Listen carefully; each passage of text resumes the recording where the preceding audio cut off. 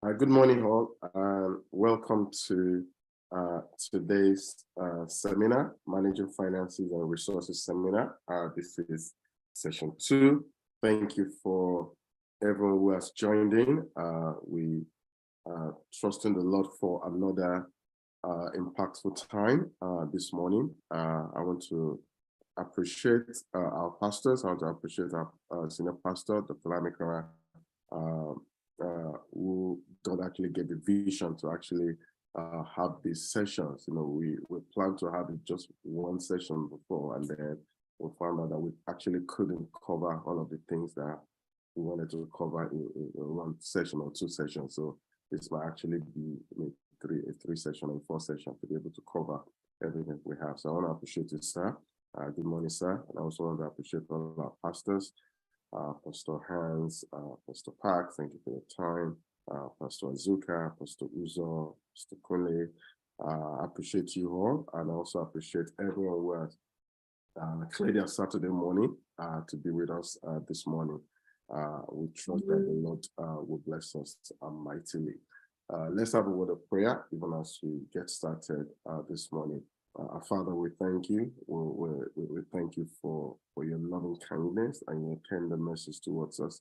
We thank you because you have called us for your purpose. You have called us for your kingdom. And you have called us to be faithful stewards of the resources that you are committing to our hands, so that these resources will not distract us. These resources will not limit us from coming into the life that you have called us into. Lord, we commit today's session to your hand. I ask that you will speak through all of us that will be speaking. I ask that everyone that will be hearing your word this morning will be blessed. They will understand. And I pray that the things that we are hearing, they will be things that we can actually apply our lives in the mighty name of Jesus. Father, we bless your name in Jesus' mighty name. Amen. Amen. So we're all welcome again.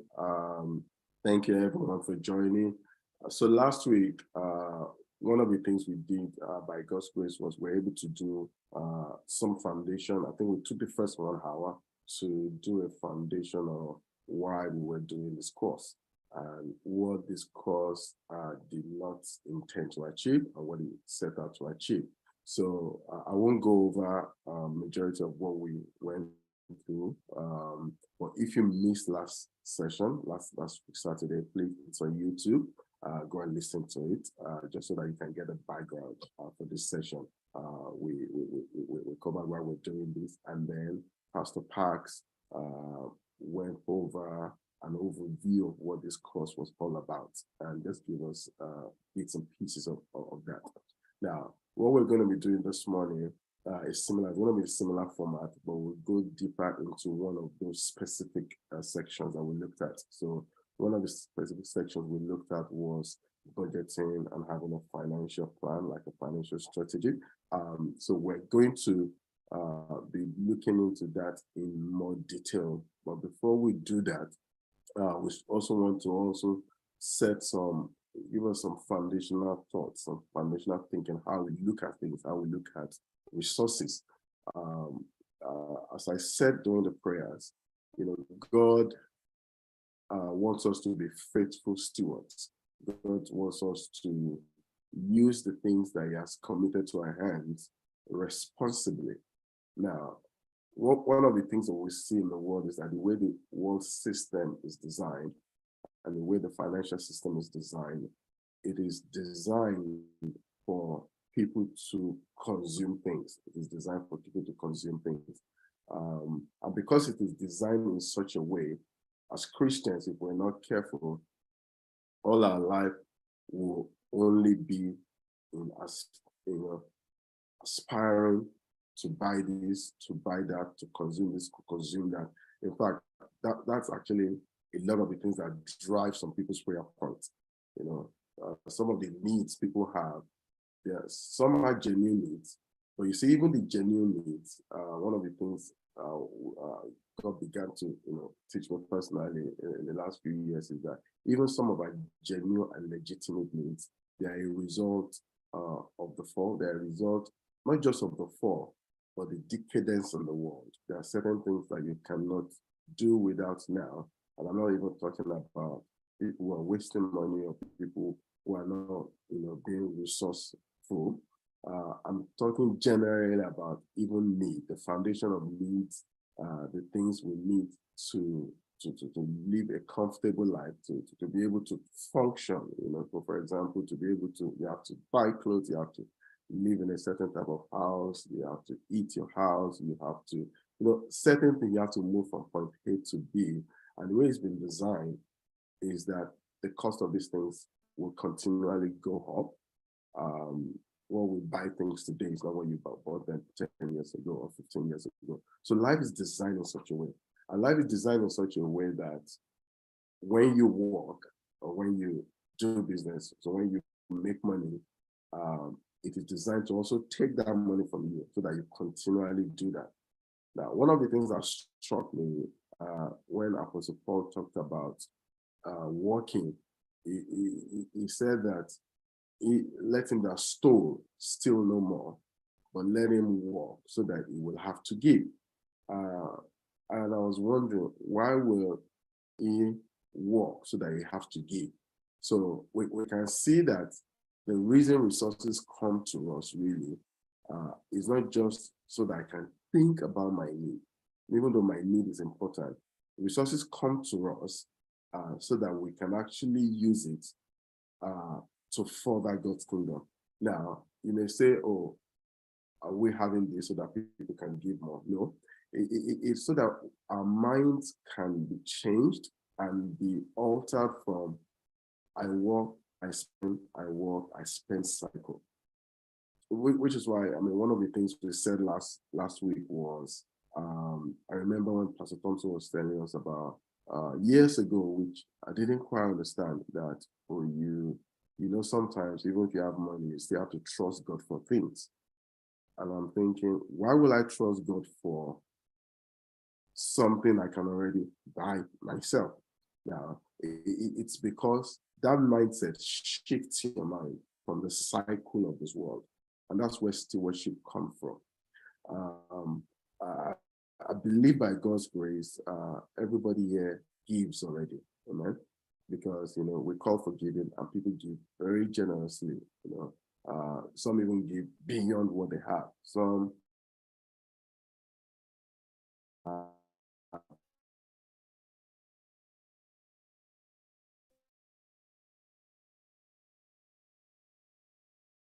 allocate out, allow the Spirit to lead us. Spirit, Papa again talks about when you talk about fasted life. So it is good to fast. I found out that I read about living a fasted life. It was harder to, because a fasted life is a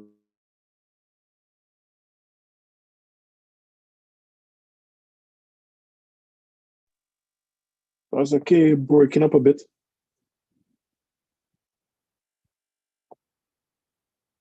Is everyone hearing Pastor K? No, I'm not hearing him. Okay, wait. We gotta, Pastor K, we need to take that back from just before Baba Hagen talking about living a fasted life. Okay. I think you lost me there, right? Yeah. Okay. So I was saying that I read so when you talk about fasting versus living a fasted life, yes, it is good to fast. It's good to dedicate. Say, I want to dedicate the next 7 days. Okay, we're preparing for convention. I just want to wait on the Lord, and I'm just going. It is good. It is fantastic. Yeah, but I found out that it was harder to live a fasted life when I heard him teach about that. I read about that, because the fasted life means that my life is completely in the hands of God, and I have to allow the Holy Spirit to lead me. I want to eat. He said, no, you're not eating today. Not that I have planned to fast. Or I want to buy this thing. He said, you can't have it. Or I want to go somewhere. You can't go it all. So it's not just like you can, but also giving specific instructions and things to do. Now, that is putting a lot of toll on the flesh. That puts a lot of toll on the flesh, whereby we are actually spirit-led. We're spirit-led. Now, don't get me wrong, it is good to structure things, which one of the things we will learn in this course is to structure things, because that's also an area where the enemy has cheated people. But as God's people, as believers, and especially those in the word of righteousness, we know that faith is what defines life for us. Yeah. And faith is actually seeing the way God sees. Faith is actually what causes, what determines the cause of our action. So even though these principles are there to be used, we use them in the context of the leading of the Spirit. Now, when I say leading of the Spirit, I'm not just talking about you thinking this way or you feeling this is the way I go. Leading of the Spirit is enhanced the more that we have been soaked in doctrine, the more that we have grown in the word of righteousness. We begin to see how we allocate our lives, how the decisions. So for example, another thing I remember learning from Pastor Thompson a few years ago was, he was talking about giving too. And it was like, yes, a lot of people give, but sometimes it's still formulaic, it's still a formula. I pay my tithe, I give this, and that's it. But you see, God cannot touch their life. They began to share about actually arranging your life in such a way that it's not so good on the flesh, but it's advancing God's cause in you. You know, that there is a way you arrange your life. So for example, some sisters or some brothers, they simply decide, okay, let's live together, even though, you know, each of them can have their own house. Now, in the world, it may feel a bit strange. Why would you want to share when you can have your own? You know, certain decisions like that, one of the things they do is that they eliminate some needs. And they also create an atmosphere where the nature of Christ and the nature of the Father, the nature of the doctrine that has been expounded is finding expression, so that we're not subject to this thing. We're not subject to money. We're not subject to financial resources. Now, one of the things I saw in the gospel, for example, was that even though Jesus was all powerful, all of his problems were not resolved by money. Because money is just a tool. Money is just, I mean, I've been working in the financial system for quite a while. When you even look about the history of it, it's meaningless. It's because certain people, certain countries are backing certain currencies. One or two things change in the whole arrangement of backing. Your house will be filled with £1 million and it's completely useless. Or one or two dynamics changing in the socioeconomic, you know, some civil unrest, all of a sudden, that which, you know, you have piled up becomes absolutely nothing. So as believers, we have to live in the kingdom economy. So that is the foundation for this seminar that we're having. That yes, we're going to be taught practical things, because a lot of people came to us that, oh, thank God, thank you for sharing this. We didn't even know this exists. We didn't know you could do this. We didn't know you could do that. So you could do all of those things, but please do them. And I know Pastor Hans stressed that last week, do them in the context of how the faith life, you know, the faith of the Son of God is ordering your life. There are certain understanding that you will have that the structures that we're learning now will just come into place, and you can, you know, just like the Sabbath, you know, man was not made for the Sabbath, but the Sabbath was made for man. So the law of Sabbath, it's a law of rest. Now, one of the things I'm beginning to learn, you know, as I submit my finances, even to the doctrine, to the subject, the doctrine I'm hearing is that actually I'm coming to even a place of more rest. I'm finding that it's not all my needs that have to be financially resourced. I'm finding that God can meet my needs without having to pay for everything. So I'm trusting God that this morning, so Pastor Hans is going to come up first and share some other foundational thoughts with us. and then Pastor Parks will do some guidance on budgeting and strategy, and then we'll take questions. We got some questions last week, and then a lot of other questions that want to come in. So please put in your questions in the Q&A box, and Tamilore will coordinate that for us, and then we'll send those questions to me, and then in the last, say, 30 minutes, we'll take some questions. So Pastor Hans, over to you, sir. Pastor K, you covered a lot. I don't even think I need to lay any more foundation. It was well laid. Thank you for that. And I truly mean that. I think when this session is finished, go and listen again to just that exhortation, admonition that Pastor K just gave. It helps put your mind in the right context to then apply the practical things that Pastor Pax will soon be sharing. Just building on, let's pull in some few thoughts on what Pastor K said, and then we get straight to Pastor Pax and the practicals, which I'm sure a lot of you are looking forward to. So a fasted life. I think one of the phrases I caught somebody saying that really resonated with me many years back was, we are called to be very lean in our souls.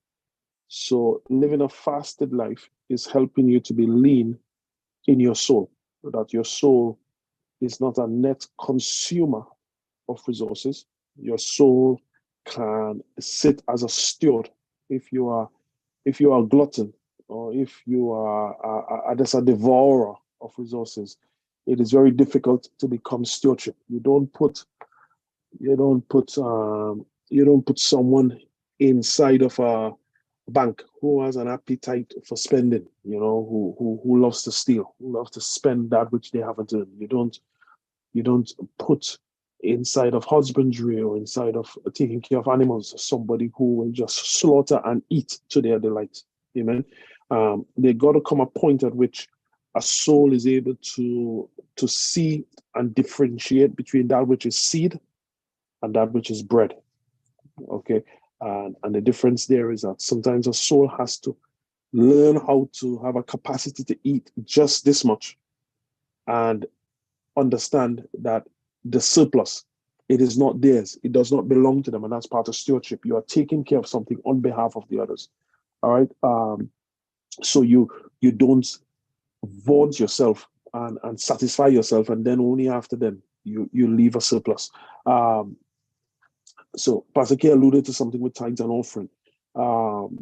And he said something we said last week. These sessions are not designed to just create surplus so that you could give tithes and offering. That's the wrong way of thinking of it. Managing kingdom finances, and the burden on Dr. Lami's heart is that a lot of people in this fellowship and some of the surrounding fellowships will have lots of resources coming to their hands. So they have a primary role in stewardship, but we all are to be stewards to that which God gives us. And there is something, the right arrangement of things is that there are things that happen first. And some of Pastor Practicals will talk about that. So tithes and offering, let's not look at it from, when people normally talk tithes and offering, you normally think Malachi 3, probably from 8 to 10. Why do you people rob me? And why do you bring the tithes into my house and offerings so that there'll be meat? So we normally think about that scripture. But even with the unsaved, or even with the fallen, there are certain practical things and even biblical. Let's look at even one of them as we say that.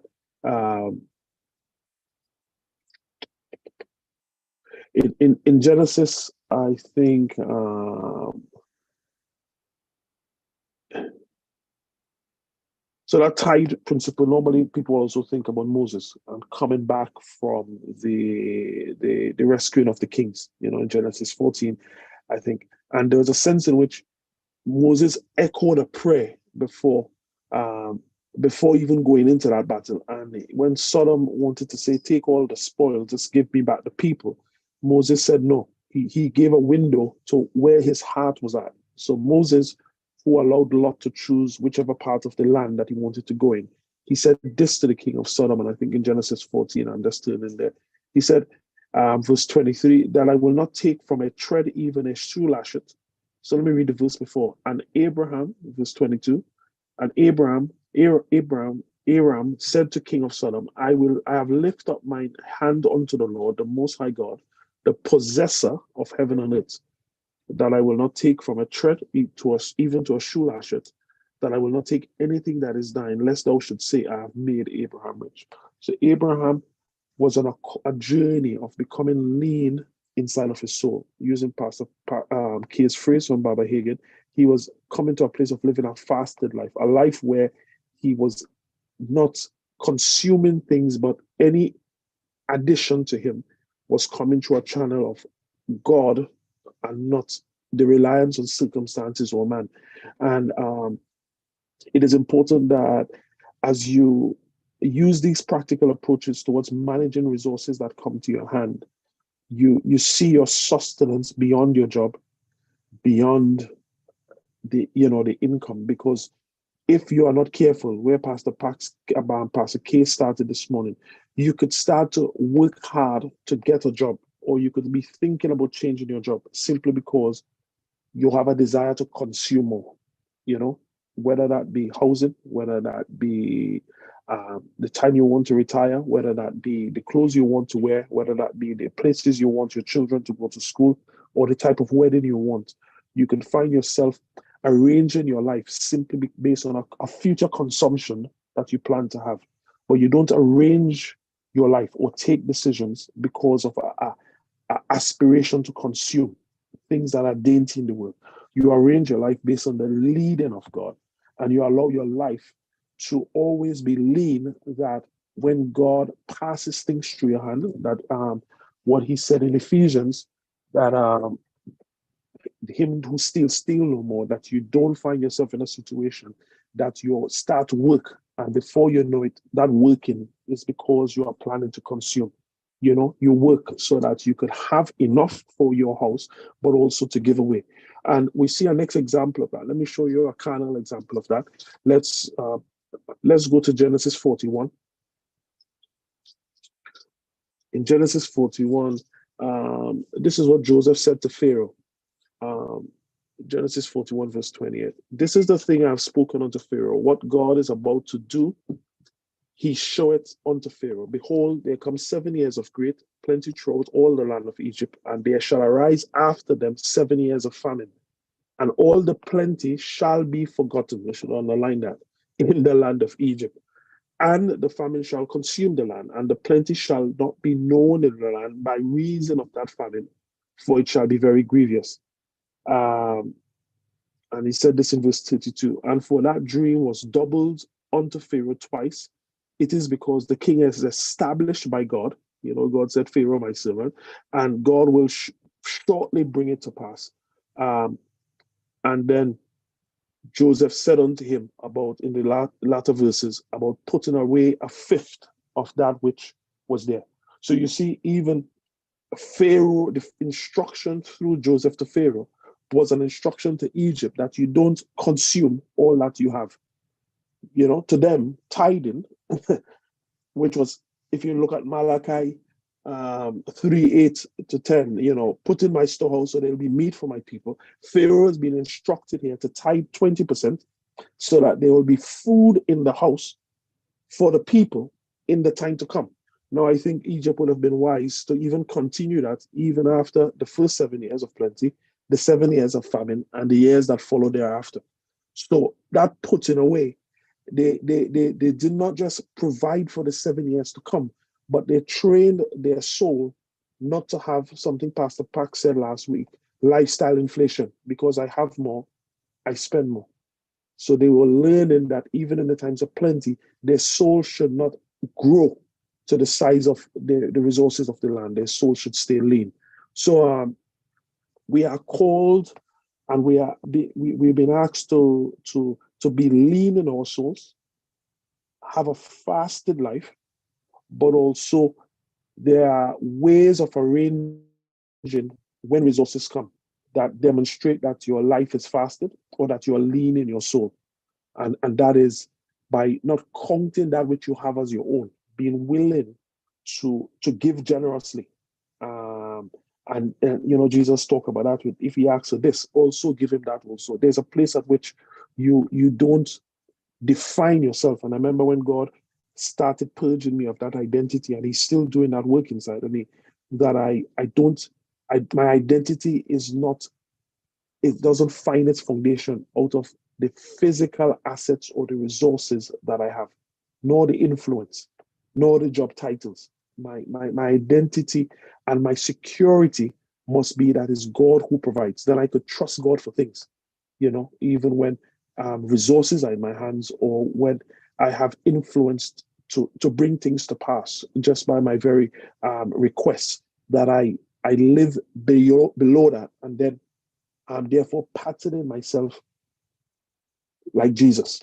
And I know there's a lot of doctrines out there that said Jesus took a colt that nobody rode before, and that's why pastors should get Ferrari or people should get things. I'm very careful to not create need in my life, because serving as a pastor in a capacity, people could see needs in your life and want to give into it. And so therefore, I don't try to create need that people want to give into just because to be a burden unnecessarily. So also, whether you're a pastor or not a pastor, you should not live carelessly so that you create need unnecessarily, so that people have to run to fill those needs. And some of the practicals Pastor Pax is going to go into now is going to help us, whether you have resources or you don't have, whether you're soon to have, or you're wherever you are in any stage.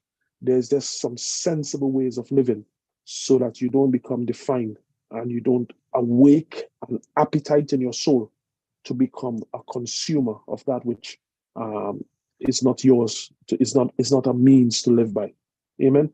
So, Pastor Pax, over to you, and looking forward to this session eagerly.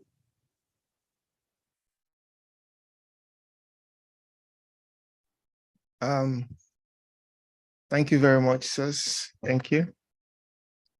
I don't know if anyone can you hear me very well? Okay, thank you. I hear you, sir. Well, okay, great. Thank you, Pastor K and Pastor Hans. I think you've set a very good background. We're going to look at the practical side now. I have a spreadsheet I have prepared, and I think, and the presentation as well, that I believe that we can use, so that if we, let me get my spreadsheet open.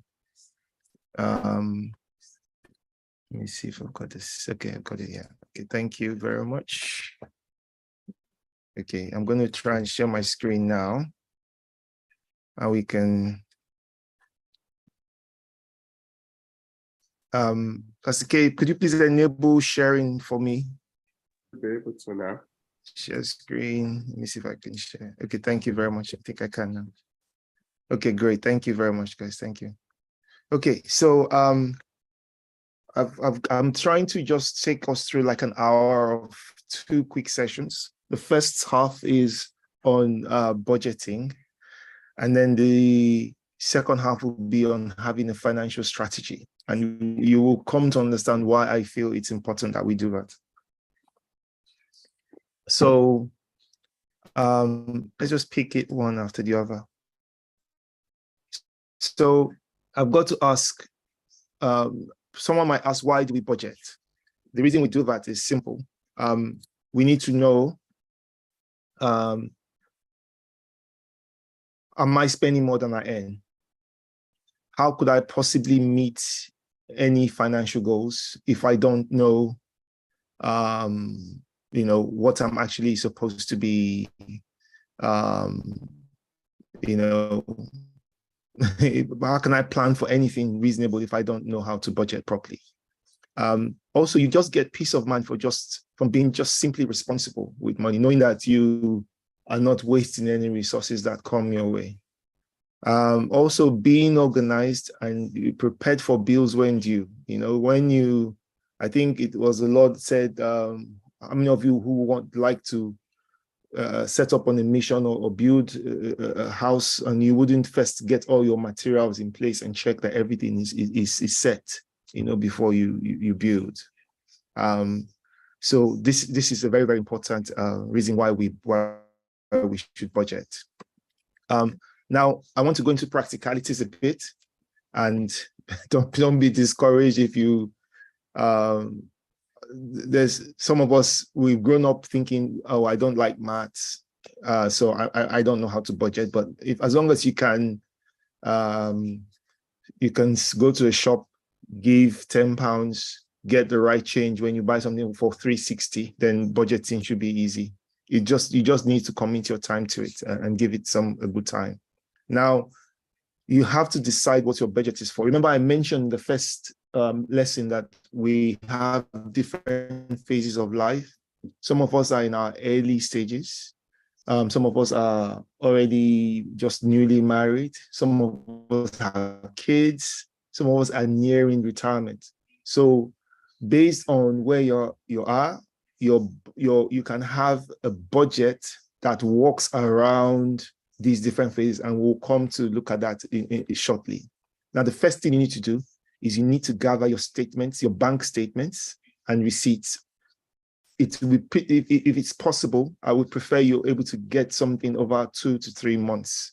The reason you only really need a month, but sometimes you could have certain expenses that escape you and you don't know that you are paying for those expenses.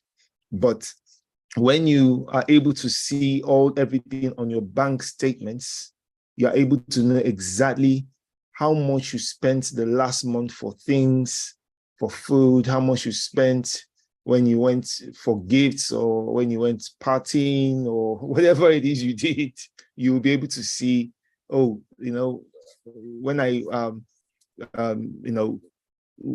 this is how much I've been spending every month on food, on bills, on rent, on transport, on taking Ubers, whatever it is. You will see, because some of these things are not fixed direct payments, so you need to know exactly what it is you're spending. Some of us are very impulsive.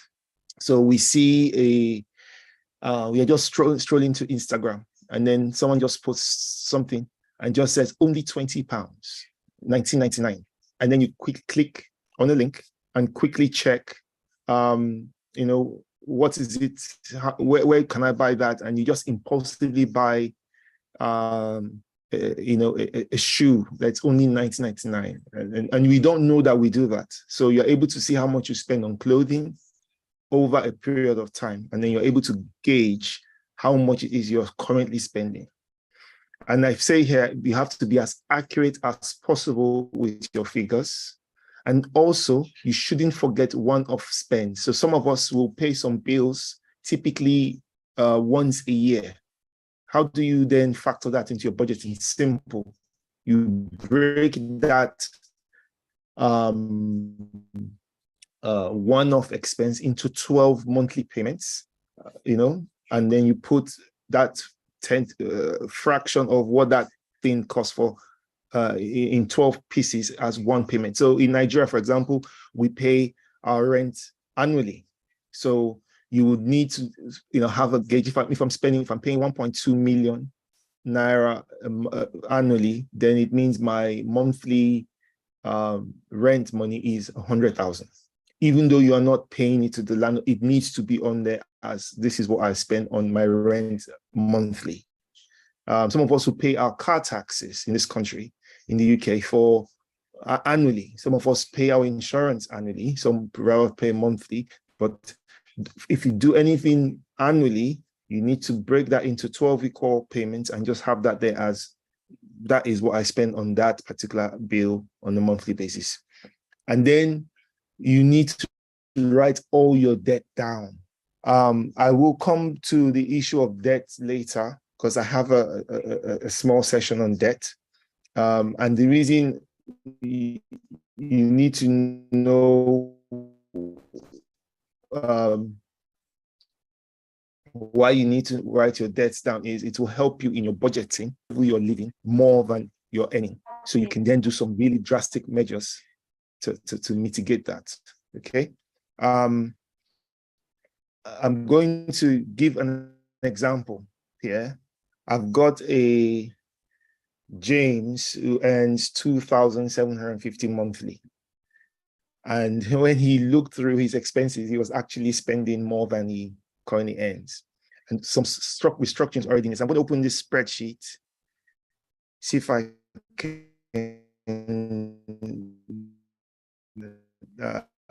let me get just want to open this spreadsheet. Question yesterday, after the last session around budgeting, and I knew that we're going to treat this in this session, so I didn't chase it, it looks like. So I've got a very simple, it doesn't have to be complicated at all. I've got a page here that just talks about monthly income. So this person has, his monthly income is 2,500. That's actually what he earns on a monthly basis.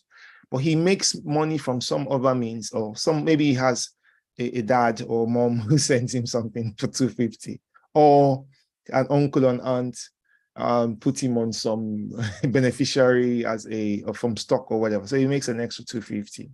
Then when it comes to his monthly expenses, and I'm going to share this spreadsheet around, he has broken down his tithe, his rent, his electric, his gas, his mobile phone bill.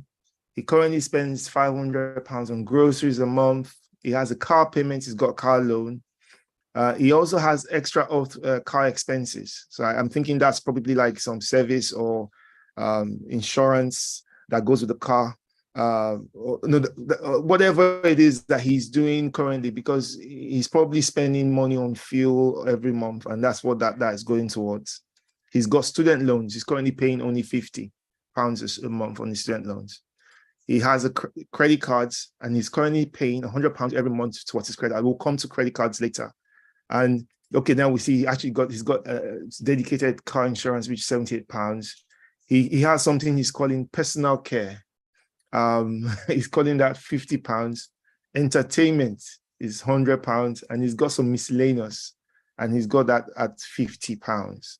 Now, when he checked his monthly bills and everything, this was what he came to in a summary. When I do mine is a lot longer than this, and I have that's because I don't just group insurances. I have all my car insurance, life insurance, health insurance, like that. And then I have gas, electricity, mobile phone bill, my wife's mobile phone bill, the whole family, everything for the family is in there, including kids, school fees, what we pay for dues, all the play group, everything is listed there on a monthly basis. So now he knows, because he's able to see that he's already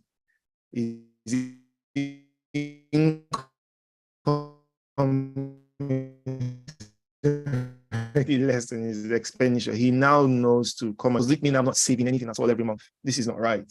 I need to be cutting out on a lot of things. Maybe I need to move to a cheaper area to live. Maybe I need to get a cheaper car. Maybe I need to sell off this car and get a car that doesn't have a loan attached until my finances are in a stable place. And you see why he lesson and what that might look like when we move things around. So you need to do this. It helps you to see. I think before this call, Pastor Hans and Pastor K and myself were talking through what happens when you look at your monthly expenditure. It's almost like having a MOT, financial MOT, or what you're doing is, when you see where money is going, you are able to make some savings without any intelligence at all. Just simple changes. I gave a very simple example where I was paying a phone and broadband, that's a landline and a phone broadband for nearly £60 to BT, because I was told BT were the best for broadband, and I'm an IT person, so I don't want any disappointments. However, I found out that because we now have fiber broadband, and I found out that all the distributors for broadbands are using the same this major source. I knew that as long as it was fiber broadband, I was fine. And then I was paying for TV, Sky TV, because I wanted the kids to have something to watch. I was paying close to £72 just on Sky TV only. So I called Sky TV. I called BT Broadband. I said, this broadband, okay, fine. I'll call you guys back. And then I went to Sky and I said, I want to cancel this TV. And they said, why do you want to cancel? I said, just living expenses. It's too expensive for me. So they asked me, who do you currently get broadband from? I said, BT. And they said, do you know that we can give you your TV, your broadband, everything for about 20-something pounds? So I ended up going back to BT, canceling my £60 worth of broadband. And then I now had a new contract with Sky TV that now included TV. It included phone, included broadband for 20-something pounds. So just by looking at my bills, I saved the £60 from BT went off straight away, and an extra £50 off nearly £50 off the Sky alone. So these are the kind of things you can see. Also, you can see, for example, that maybe you take, Pastor Hans was mentioning, you take an Uber when you're going, to see your friends or to church. The moment you have something like this, straight away, I need to wake up at 7 a.m. So maybe I like to watch movies on Saturday till 1, 2 a.m. and then I take the Uber to church. Now I know I need to wake up very early because I need to be taking a bus. I need to be taking transport. You will not know this until you start seeing what your expenditures are. And the way this world works, it doesn't matter what you earn, you will still be in debt. A lot of people in this world are in debt because of what I already termed last week, lifestyle inflation. And we'll look at that a bit more. The more you earn, the more the world tells you need to spend to meet up to your level of earning. So I gave a very good example. I'm earning £20. I'm okay with one piece of meat. The moment my salary goes up by just £5, all of a sudden I feel like I need an extra coffee and I need an extra piece of meat to meet my status. No one tells me, it just happens subconsciously. It's the world that we live in. And we need to know that there is a basic lifestyle inflation that you would not be able to see unless you do this. I feel you should be doing this every 6 months to a year, at least once every 6 months to a year, because it will help you keep on top of your finances. Make sure you are in check and your plans are working as they should. Okay. I'm going to go back now to my presentation. Now, the credit report is important because it will show what good financial health looks like.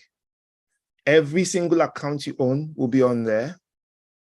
Every debt you've ever taken in this country, any monthly debt will be on there. Companies use this before they hire you. Especially some companies, like if you want to work with a very decent financial company, they will look at this. The reason they do this is they feel like if you're in so much debt, you could be tempted to embezzle them. You could be blackmailed to embezzle them. So if you're in a poor financial state, they will not hire you. And it doesn't make sense, does it? That, I'm not doing very well financially.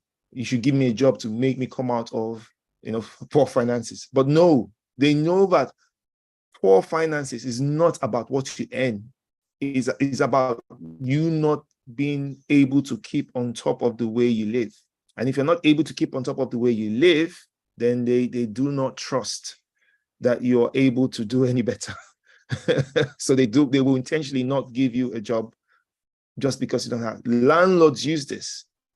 Landlords will check this to see whether you have a good record of paying people well in the past. If you've not paid people well, you know, when you've not paid your phone bills on time, if you've missed payment on personal loans you've taken in the past, if you miss payments on credit cards, you will not also pay your rent because it's a habit. You're not financially responsible.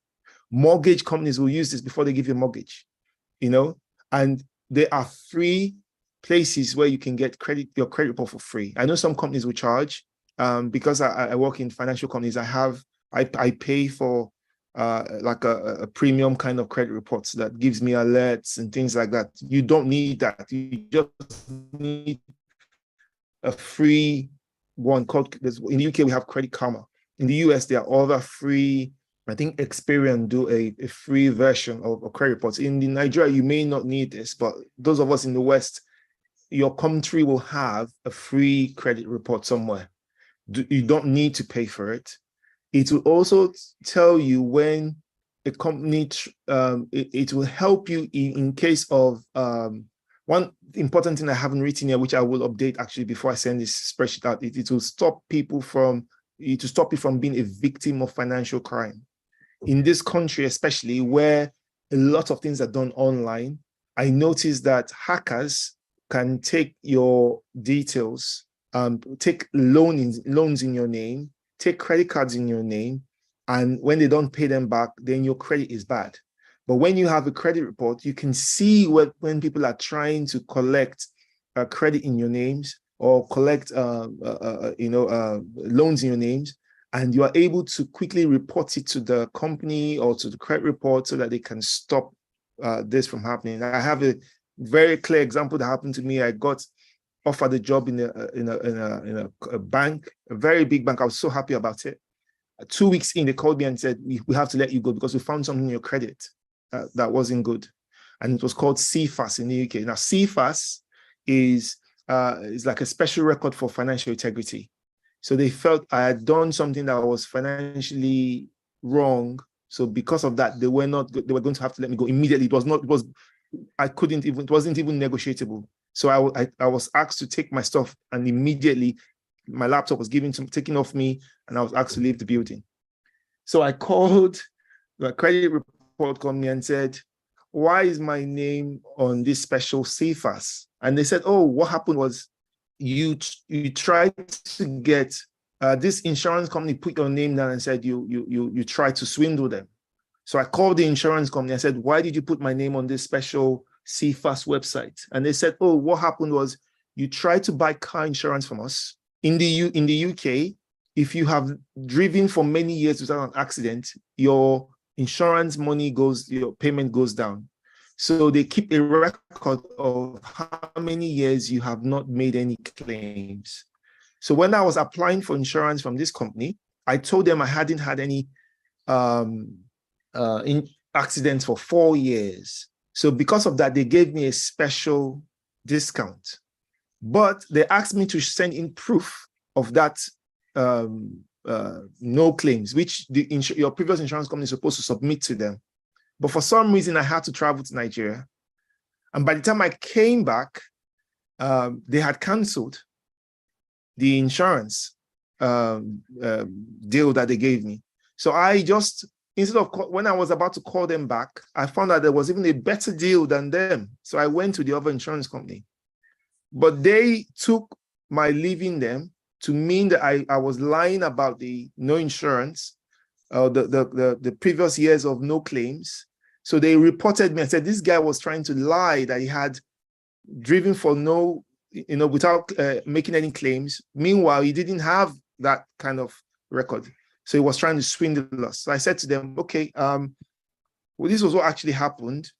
I took this insurance with you guys, traveled to Nigeria, came back, saw that you had already canceled it. And when instead of calling you, I found a better deal. So I just went somewhere else. And they said, okay, if you can show proof that you had driven for 4 years without making any claims, we will take your name off that record. And I found out, I asked my insurance company, can you send these guys proof that I have, hadn't made a claim in over 5 years and they said, oh yeah, you haven't even made a claim for 6 years. So they sent it to this company and my name was taken off and I got back into another company, but I'd already lost that job. So I had to get another job with somebody else.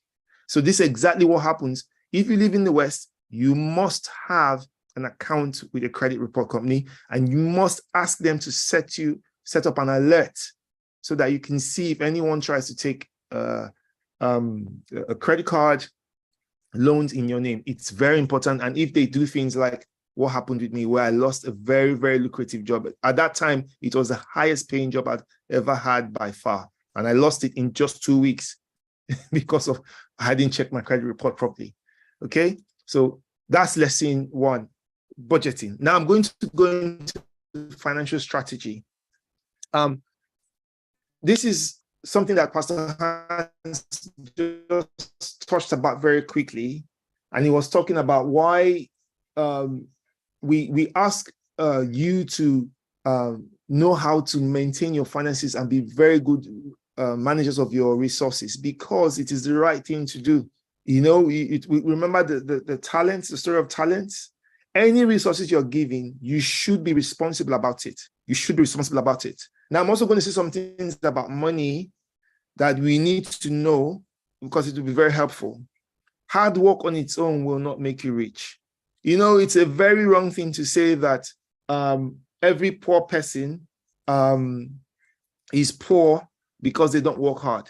If you go to the very poor nation, some of these guys work 10, 12, 15 hours, but they're not making much.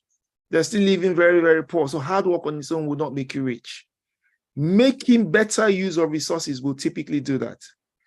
And these are things that some of us will have grown up and not have known.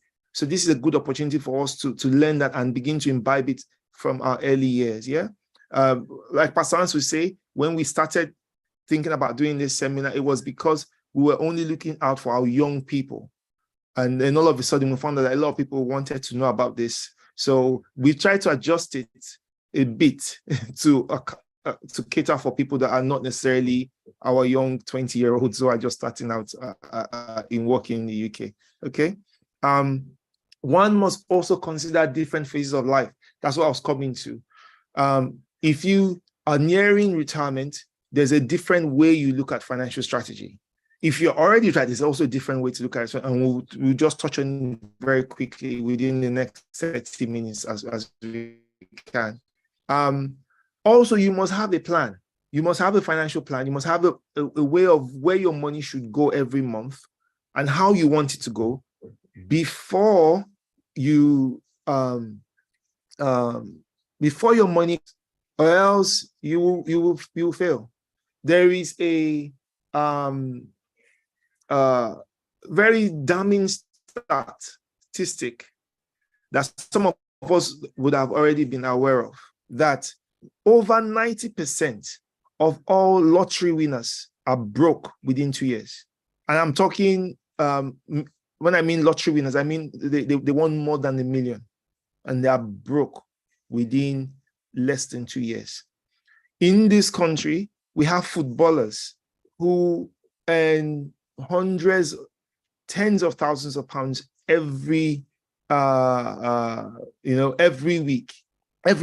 And when they've retired, because they have a very short lifetime of playing football. Playing football is something like when you play football, you're playing football for 10, 15 years at best, maybe. A lot of them, after a year or two after playing football, will declare bankruptcy. There is a reason for that. They do not have very good financial planning.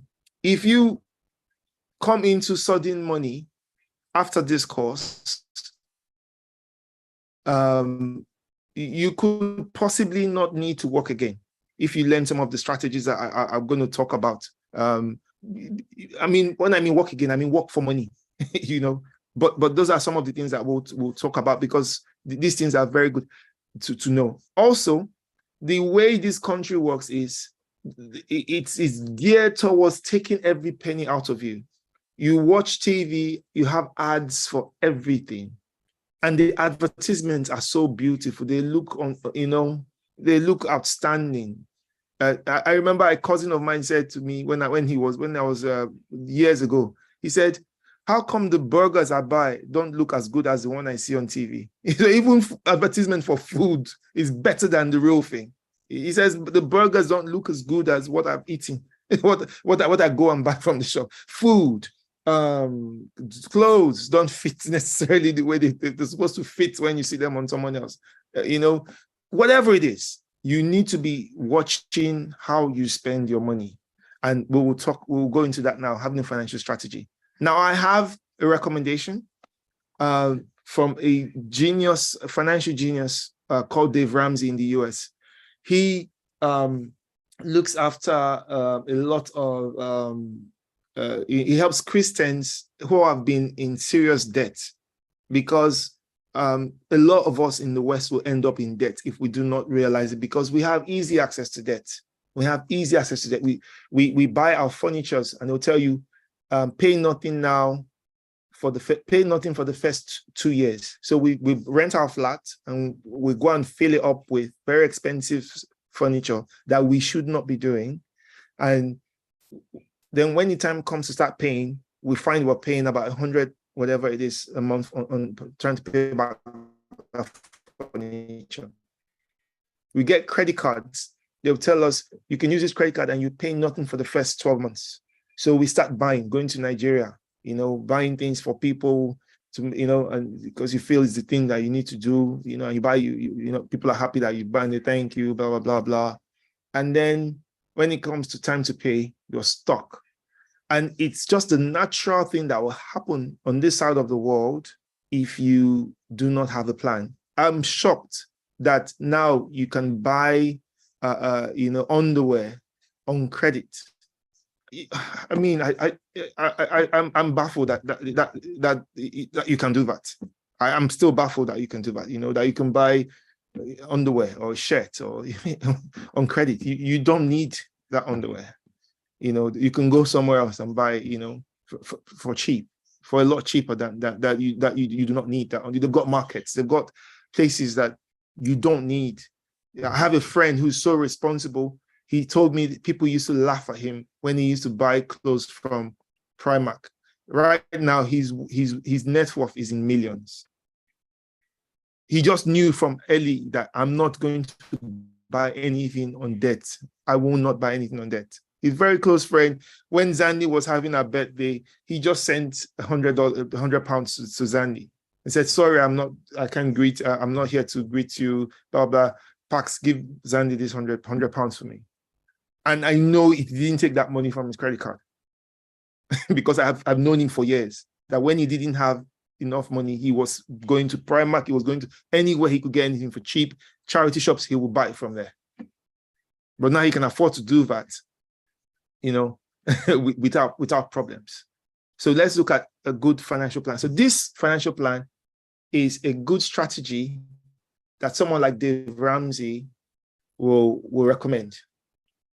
And I will just give you a good summary, and then we'll just touch on everything very quickly.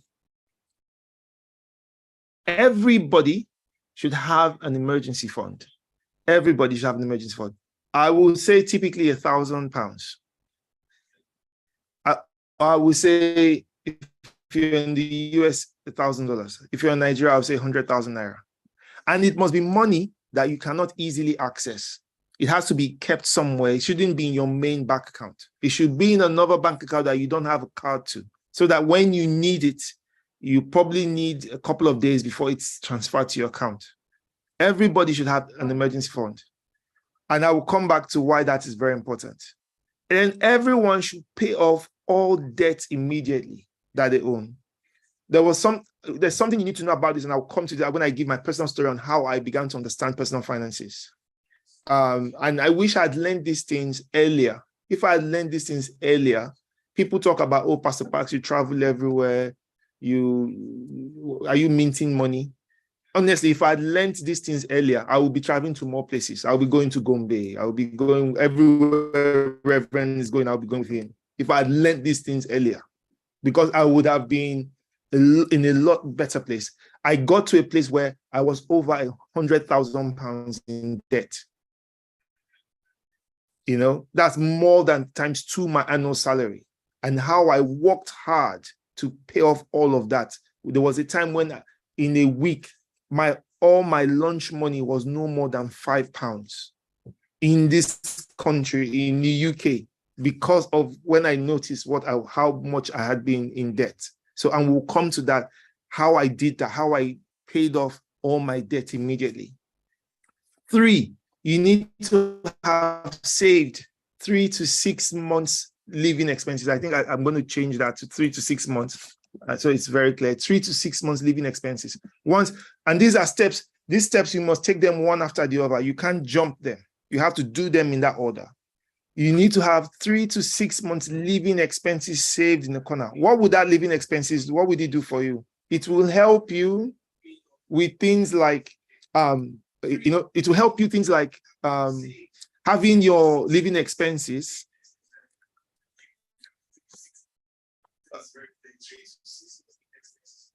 So 3 to 6 months living expenses.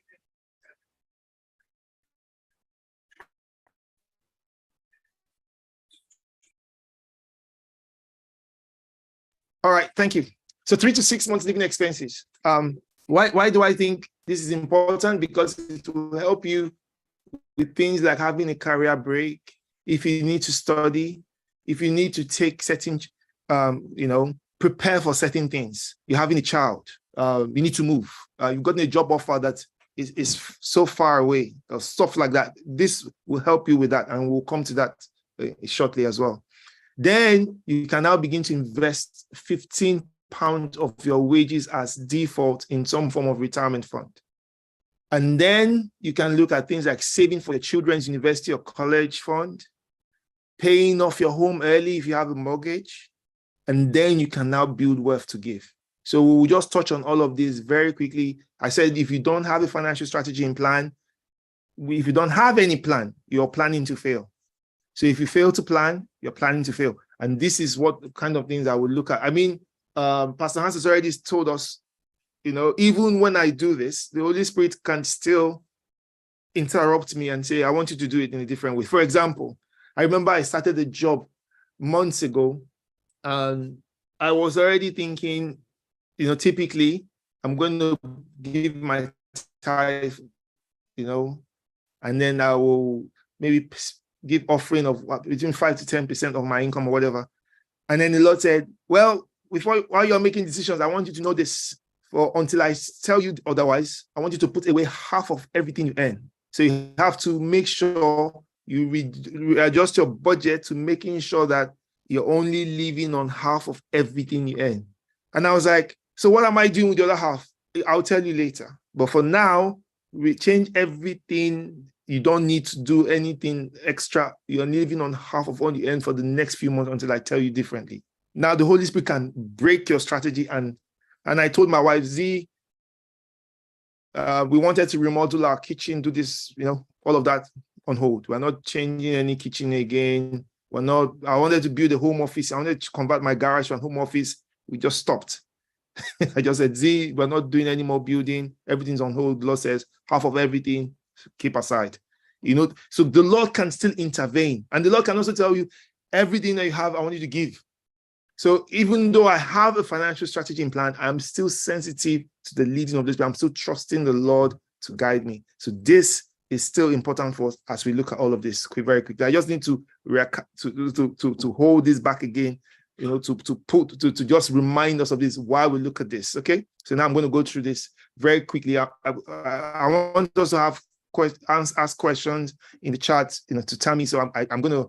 And we already have some questions that have come through. So we're going to just look at this very quickly, yeah?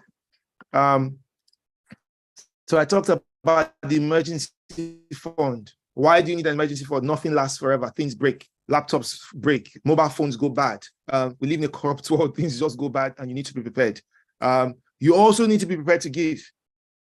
sometimes you will have a visitor at your door that means you need to give money. Now, emergencies can get you in debt.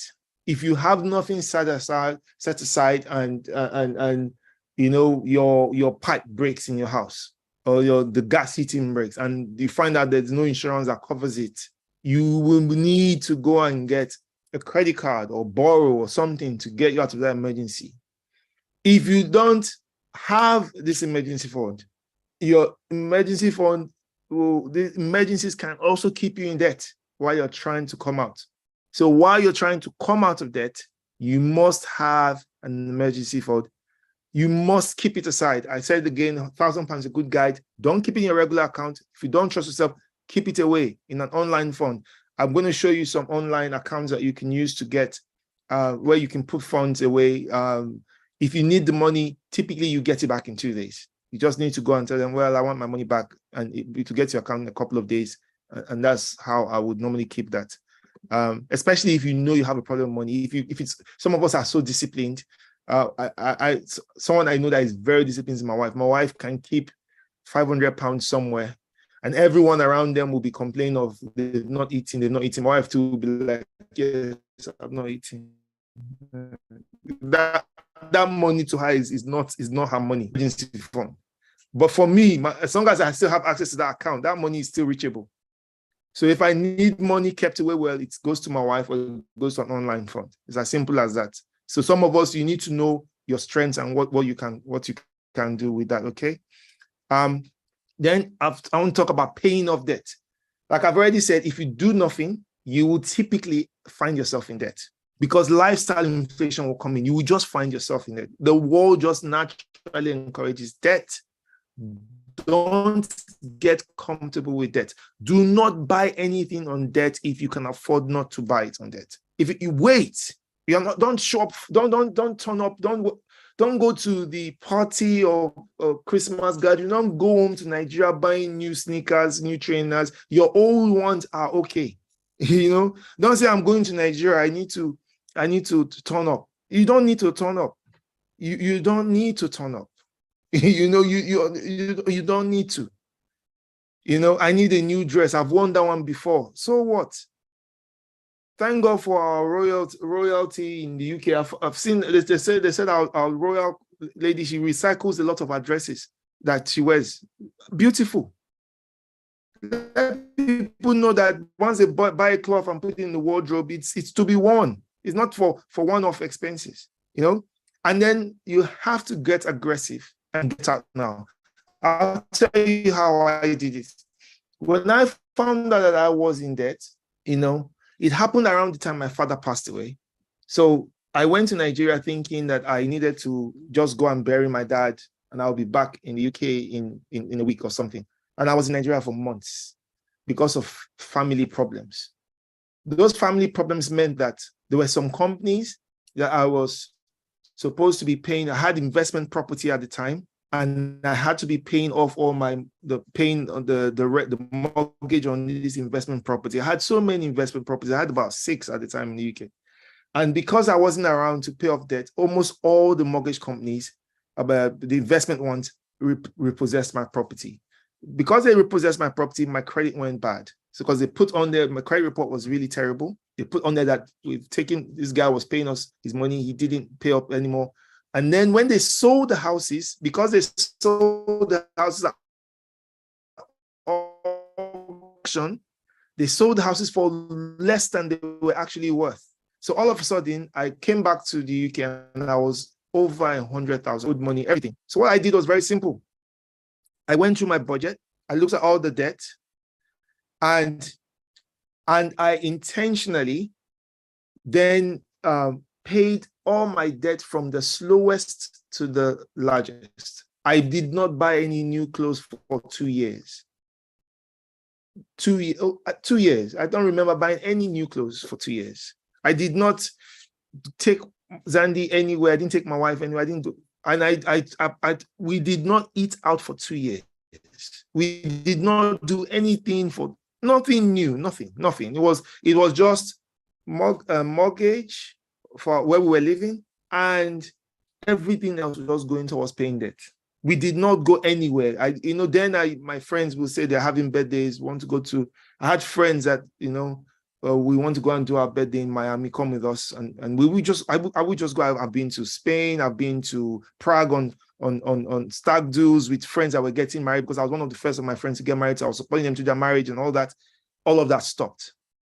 No excess money. Nobody could ask me for money. The only thing I was paying was what was needed. Going to transport, going to work, I made sure I bought the cheapest fare. I took a bus. If I was walking outside of town, I took a night train. Everything. I was drastic about paying debt. The Bible says the borrower is servant to the lender. There's a way the lender forces your lifestyle. So I use the debt snowball method. What's the debt snowball? I just take the account that the least balance. So I give an example. If I have credit card bills of 900, 4,000, 1,500, I will pay only the minimum payment on the 1,500 and 4,000, and I will pay off the 900 pounds first. I will do that. And then after I finish paying off, I will cut the card if I have to, so that I will not use that card again. So that using credit cards is not normal. It's not a lifestyle it's not a normal lifestyle for me. So I did that. And after I did that, before I knew what was happening, our investment accounts started going up again. Savings accounts started going up again. In the UK and even in the US, they have all these different strategies that you can use if you are over a certain amount in debt, where you can go to the companies and say, guys, I have so much money in debt. Is there anything you can do for me so I can pay this off quicker? So some of these companies that I owed over 50,000, I was owing one mortgage company, I was owing 75,000. I told them, this is how much I earn in a year. What can you do to help me? And some of them just drastically cut the amount I was owing so that I could pay them off quicker. And then I was able to group some bills together. I went to a credit card company and said, can I have a credit card? And the reason I need this credit card is I want to pay off other credit cards, because you guys are doing no payment on your credit cards for 12 months. And they gave me a credit card. I couldn't believe they could still give me credit, depending on how, even though I thought I was in such a bad state. So what I did was I took all those credit cards that were, I was paying so much, I put it in that one credit card, and then I started paying that one off until I was done. Then as soon as I finished paying that one off, I cleared off the remaining credit cards. So you can think of creative ways to pay off debt. If you're in such a bad state with debt, you need to be speaking to someone to help you and to encourage you. Not many people will have the fortitude like I did to just grab it. For me, the person I had speaking to me was Dave Ramsey, because I was, he has a book which I'll show at the end called Money Makeover, Handbook. And if you have that book, it helps you. It just gives you confidence. There are people who were in worse financial situations than me, and within 10 years were millionaires from the strategies that he put in place. And I saw, okay, if I'm faithful with this, I will come out of debt soon, and I'll be able to start building wealth to be able to give, right? So debt is very important. For those of us in the West, do not play with debt. Do not pay only the minimum account on your credit cards. You should be making sure your credit card balance is zero. If you use a credit card, you should be paying off in the same month. That it will show on your credit report that you're a healthy person with finances. Okay. I know some questions might come on that, so we'll pick on that later. Okay, good. Now, financial strategy, 3 to 6 months of expenses. Why do I need this? It just helps you with flexibility. You can have a career change. Some of us, we know the jobs we are doing, and we don't really want to do that job. We'd rather be doing something. We'd rather have a restaurant open and things like that. But some of us cannot do that now because we don't have anything. If we're living basically paycheck to paycheck, if we don't have a salary for 1 month, we're in trouble. We have to go and borrow. It shouldn't be like that. It shouldn't be like that. So I have months of living expenses aside, more than 3 to 6 months living expenses, actually, for someone like me, I set aside. There was a time during pandemic, I didn't work for 12 months because the Lord wanted me to set a company. I had enough to leave my family for 12 months, basic expenses. basic expenses, and I was fine. We didn't miss any mortgage payments for 12 months, no work. Pastor Hans will tell you of the time he took his family to Nigeria. They didn't necessarily have anything, but they were still okay because of living under commandments. But you need to do this, okay? You need to do this. You need to have some form of expenses. The Lord needs to see that you're managing your resources well. If you need to take career breaks, some of us, we may feel that Babylon is choking us. We need some time off. You can't do that if you need if you have you're constantly working. So a break, 3 to 6 months living expenses will help you. So I have that in an account I do not have access to immediately. I have it in an online investment account, which we'll speak about later. We'll talk about funds, okay? So where do I put the money? Don't keep it in your regular account. Don't keep it in your regular account. And I told you last time, money in your bank account is not your money. It's not your money because it already has stuff. So if I've done my budget properly, like we looked at, for example, if I did this and I've already seen where all my money is supposed to be going, I will not think any money in my account is for spending, especially when I've already done my budget and I see that I'm already in debt by 61 pounds every month. I'm not going to look at any money in my account and think it's spending money. I'm not going to do that. Okay. So it needs to be kept somewhere, and we'll touch on that very quickly. All right. So now, financial strategy, saving and investing. Should I save or should I invest? If you just save, your money will depreciate because banks typically pay very little interest on savings in this country. They do. So I have an easy investment guide. You can have fixed money accounts, different things that you can invest in. You can do fixed money accounts. Some banks will, if they take your money for 12 months and you don't withdraw anything, they'll pay you a better interest on that money. And if you withdraw, they will fine you, but at least you can still get your money back very quickly. You can invest in property, but property, for those of us in the West, we need a lot more capital. You need a lot more cash to invest in property in a lot of instances. So we will look at that at another time. Shares are very good. Or you can look at funds.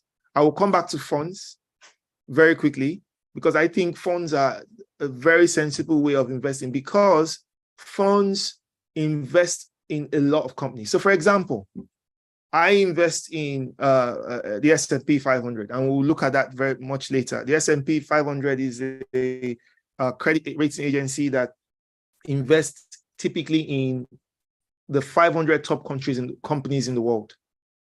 And so instead of investing just in Microsoft or investing just in Apple, I don't buy shares in one company or just Tesla or just Tesco or just Sainsbury's or just Shell or just I don't do that. I have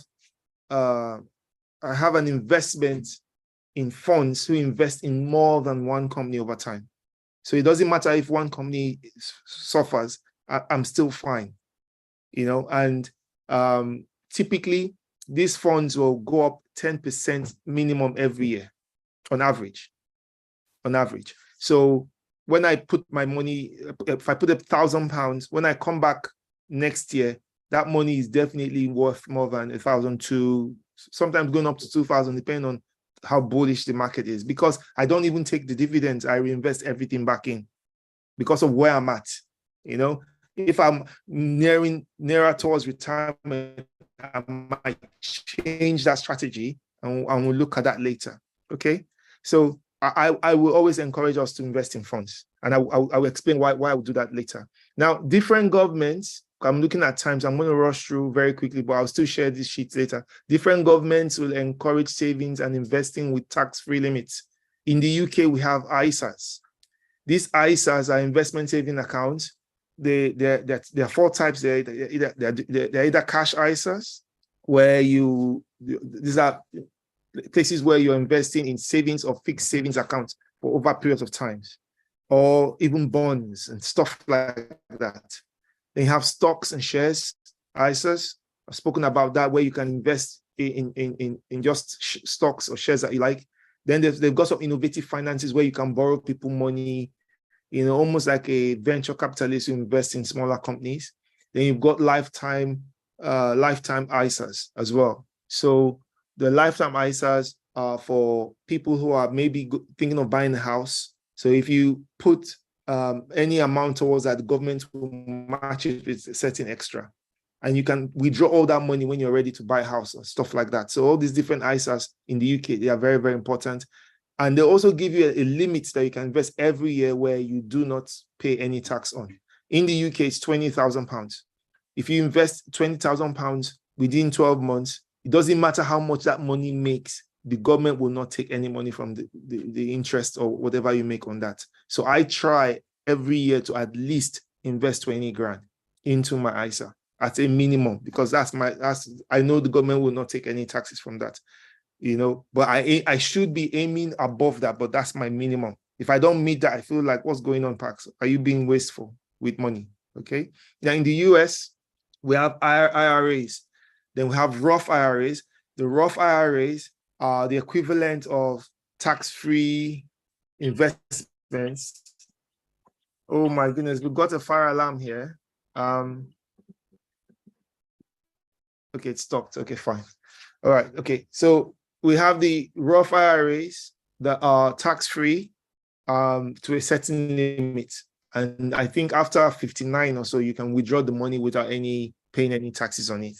Then you have the traditional IRAs, which there's sort of like same things they're compared with ISAs, but you may need to pay taxes if you withdraw them early or at a certain level. Okay. So I'll speak about that as a strategy going forward. Fine. So we've already spoken about funds. Funds invest in multiple stocks. They can be set up to dividend only or to reinvest everything. Depending on where in your life, you can decide to reinvest everything like I tend to do. I just say put everything back in. It doesn't matter how much the company does well, how much investment, put everything back in.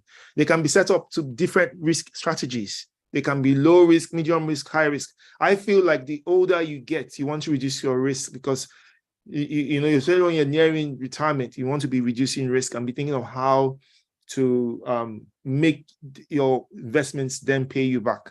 Okay. Then they can be self-managed or managed by others. I would prefer self-managed because I have too much experience to know that all I need to do is invest in.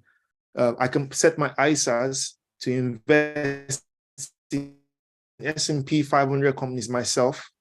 They just put the funds in that, and I will have my average 10% every year going up, and I'm okay. I'm fine. I don't need anyone to be taking 10% of everything at end when they're not necessarily good at managing money themselves. Things like that. Okay. You can join online, any app. I use Invest Engine. It's so simple to use. You have Wealthify. You can check Wealthify. There are so many options, and I'll encourage us to use this.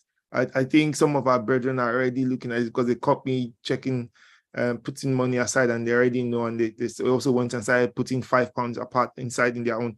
It's a good place to start. It doesn't matter whether it's £1 or £10, you should start. Okay. Retirement funding.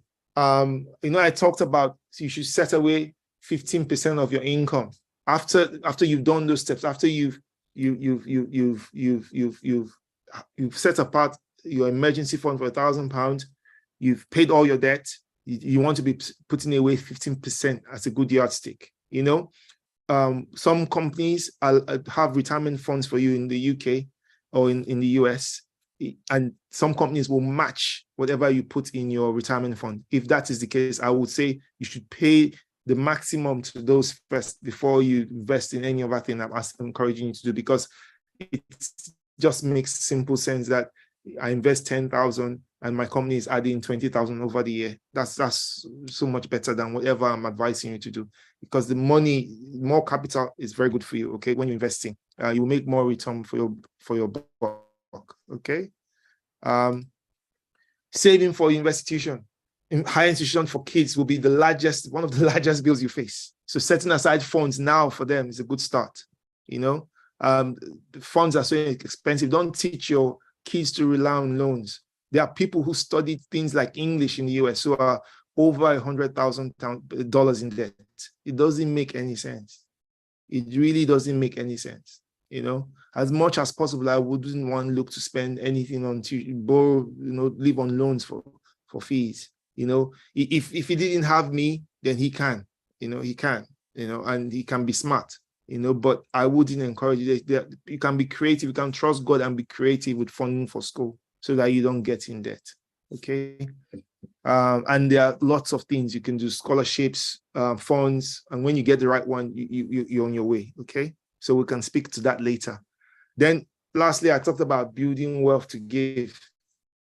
We're not asking you to learn to be responsible financially so that you can give more offering. No, it just makes sense that you should be able to bless people. I think Paul was the one who wrote and said, no one should be idle, everyone should go and work so they can have enough to give.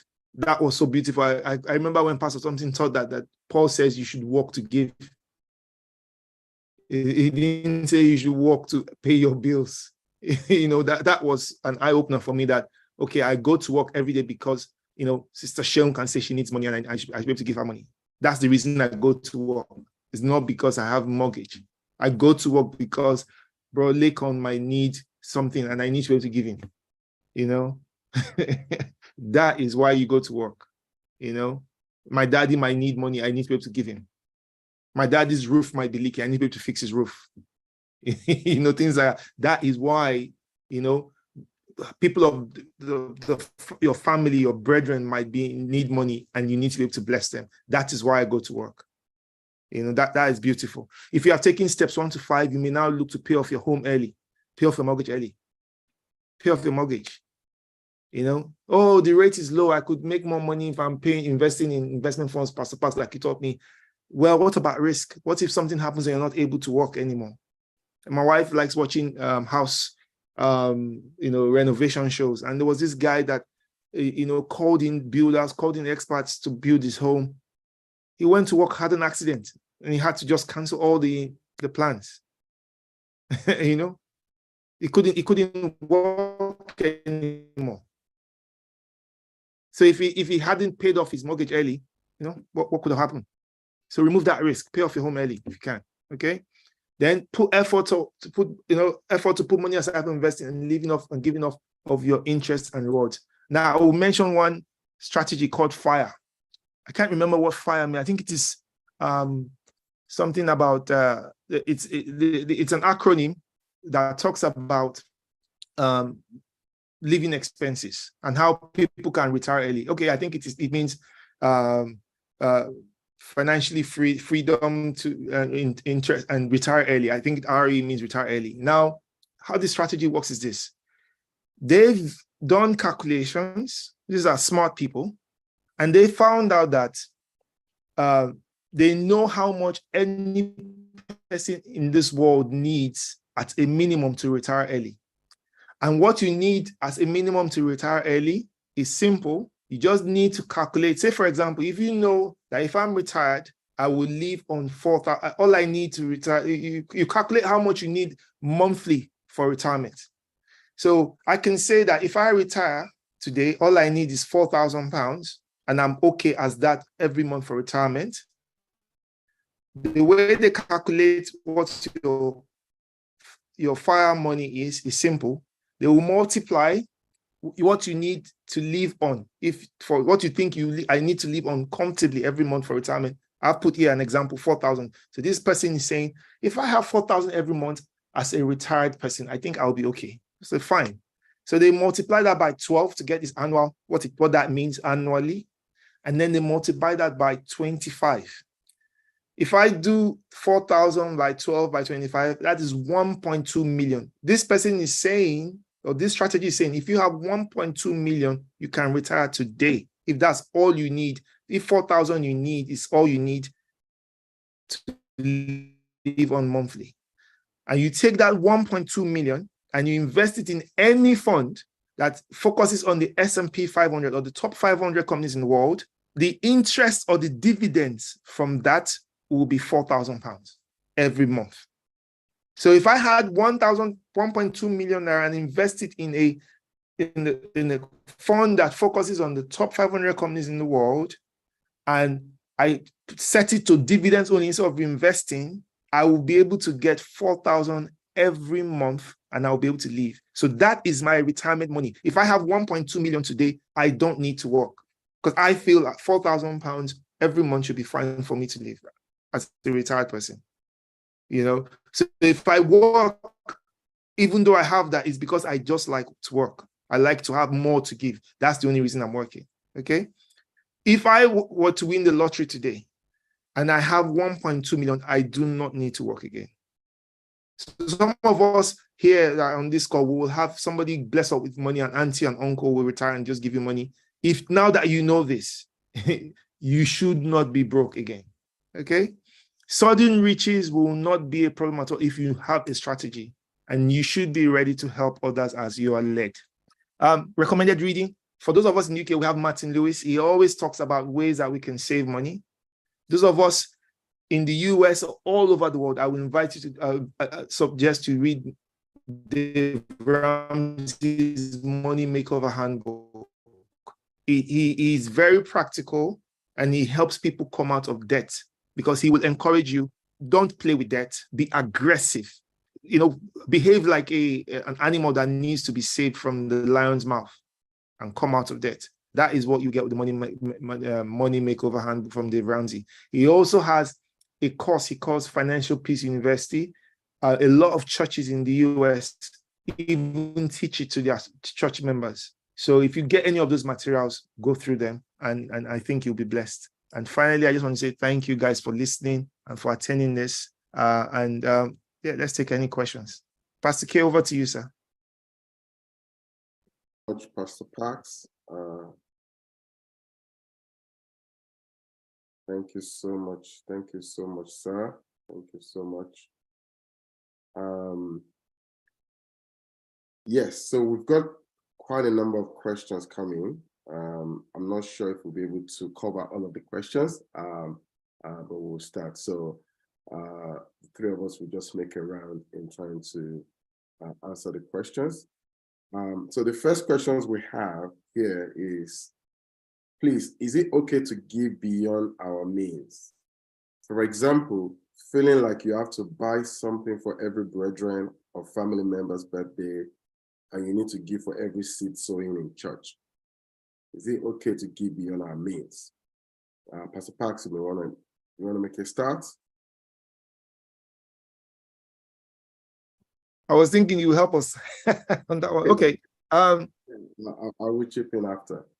I wouldn't encourage you to give beyond your means. If beyond your means you won't pay your rent when your salary, when it's time for rent, and then go and ruin your credit, you know, or you have direct debits coming out of your account that you know you have to pay, or because these financial agreements are like covenants that you've made a promise, I will pay this every month, so I will not advise you to pay to give anything that means you don't pay your rent, you know, or you don't pay your child's tuition, or you know, the whatever your kids are supposed to be paying for, right? So if you are learning what I'm teaching and I've spoken about, and you put a place in your budget, you know, I shared that you could see in that budget, the guy puts a certain percentage that he wants to give, put towards giving, so you can give. And if you decide to, Paul talks about sacrificial giving. So there is sacrificial giving. So, you know, the same way I was drastic with trying to come out of debt, where I stopped eating, stopped doing things. If you have to give sacrificially, you can do that. But it means you will readjust your budget, you know, to maybe start walking instead of taking bus or transport. So you can give beyond your means as you're led, but it means you will have to readjust your budget to compensate for the fact that you now have less to live on over a certain period of time. But I believe we should all be doing it as we're led. I mean, David talks about sacrifice and how God responds to those who have covenanted to him by sacrifice. You know, there's a way you can sacrifice that heaven will just shift. Heaven will shift. You know, but if you're talking about sacrifice just to help a friend, you know, to buy a birthday card, I'm not really sure. You know, you have to be led to do these things. So I would, that's where I would leave that. Yeah. Thank you, sir. I think, Pastor, you've done justice to that question. I'll have that. Generally, when God asks us to give, He asks us to give from our resources, from what we have, and not from what we don't have. However, if you have listened to some of the foundational teachings of this seminar, one of the things you'll find out is the Lord will teach you to arrange your life. That's actually where the giving actually comes from, where you have learned to deny yourself of certain things, and that just frees up resources to be able to give. The example Pastor Parks gave, for example, for not spending more than half of what he earns for a certain amount of period, for example, that allows you to be able to be generous in giving. And also, because you know that there are certain commitments, there are certain givings that are coming up in your life as a Christian, as a brother or as a sister in the ministry, you can design your life in such a way where you are always able to give. But the foundational thing to know is that, yes, God asks us to give from what we have and not from what we don't have. But let's be guided by the Spirit. Amen.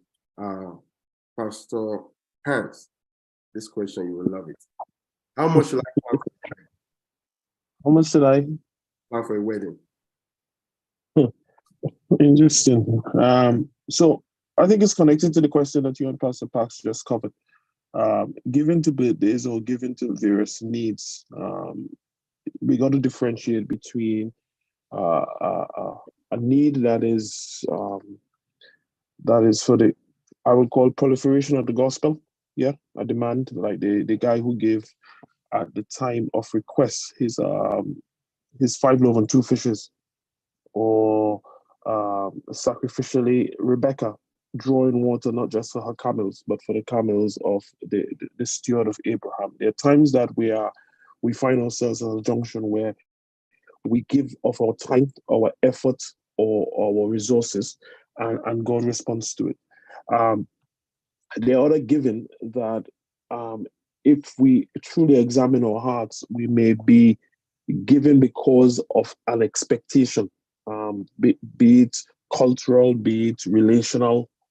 Pastor Parks gives some examples.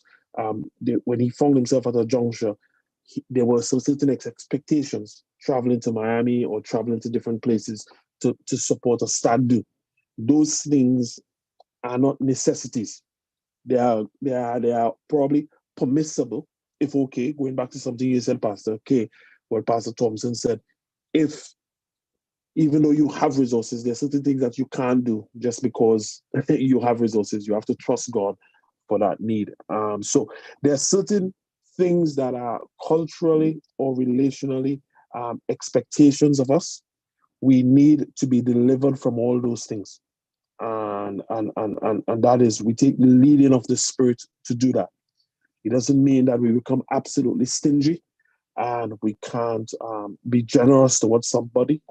But if you are going to have a wedding that is going to impoverish you, that after that wedding, then I would suggest that you have a wedding that fits within the means of the resources you have, and also rationalize your expectation that brethren need to now fill the void.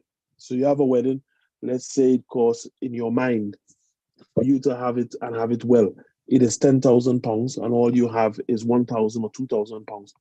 You cannot set your face to the point of prayer and set an expectation in your heart that God and his moving on brethren will create £8,000 of resources, because you have already imagined the flowers, imagined the food, imagined the dress, and imagined the stuff. I think that is, as you said at the start, you have shaped your prayer life simply based on your consumption, and you are setting an expectation that is unreasonable on others. All right, so that goes to birthday gifts, to weddings, to various other aspects. I think you need to live within your means and be lean in your soul. And often I find everybody gets married. You know, people that are in love and God has called get married. Whether you spend 100,000 or 10,000, there is life thereafter. And everybody gets into a house and live, whether you're sleeping on a mattress on the floor or the house is well furnished. You got to set realistic expectations and know what is the core thing that needs to happen, and you don't go overboard. Thank you so much, Pastor Hans. We take 2 more or 3. How do I save these £1,000 emergency fund? Because bills is choking me, and legitimate bills. Please, we need help. When I look at my monthly pay, I think in my own head, I'm not doing badly with expenditure, but I need a professional eye. Apart from monthly expenses, including savings, billings from home is there. Billings from home, oh, okay, that's like sending money home, back to Nigeria. I mean, like this, my heart is weak at the needs of people. If I have, I give. Is that not my problem? So this person is not able to save that emergency funds. He thinks he's doing well with his expenditure, but he has so much to give. I think we've kind of touched on this. Pastor Paxi wants to say something. I just wanted to say something about one of the things that this structure does. This structure actually enhances what Apostle Paul was saying, that let him that stole steal no more, but let him walk so that you will have to give. One of the things I found out that me personally is that it really allows you to be able to do things that you wouldn't be able to do without the structure. It basically constricts you in a way. So please let's pay attention to, because sometimes it may be tedious, and towards the end, I'm going to share a couple of tips. In case you're thinking, oh, I don't have the time to do all of this budgeting, I have all these givings I need to give, all these legitimate bills. How do I save this £1,000 emergency bills? I think the first thing is to look at the structure first and subject yourself to a structure that actually controls how you spend, and accept God interjects into that structure. Whether we like it or not, the world is a structured place. Pastor Pax was saying earlier, the world is structured in such a way where as you earn more, you are spending more. There are adverts of buy 2, get the third free, or buy 2, buy the second free. I remember when I first came to the UK, I saw some adverts, and the only thing I saw was maybe $9.99 or something. But basically it was to draw me into the store. Yeah, it doesn't mean that everything in that store was $9.99. It says from. We get Pastor K to make that point again. Pardon? You want me to make that point again?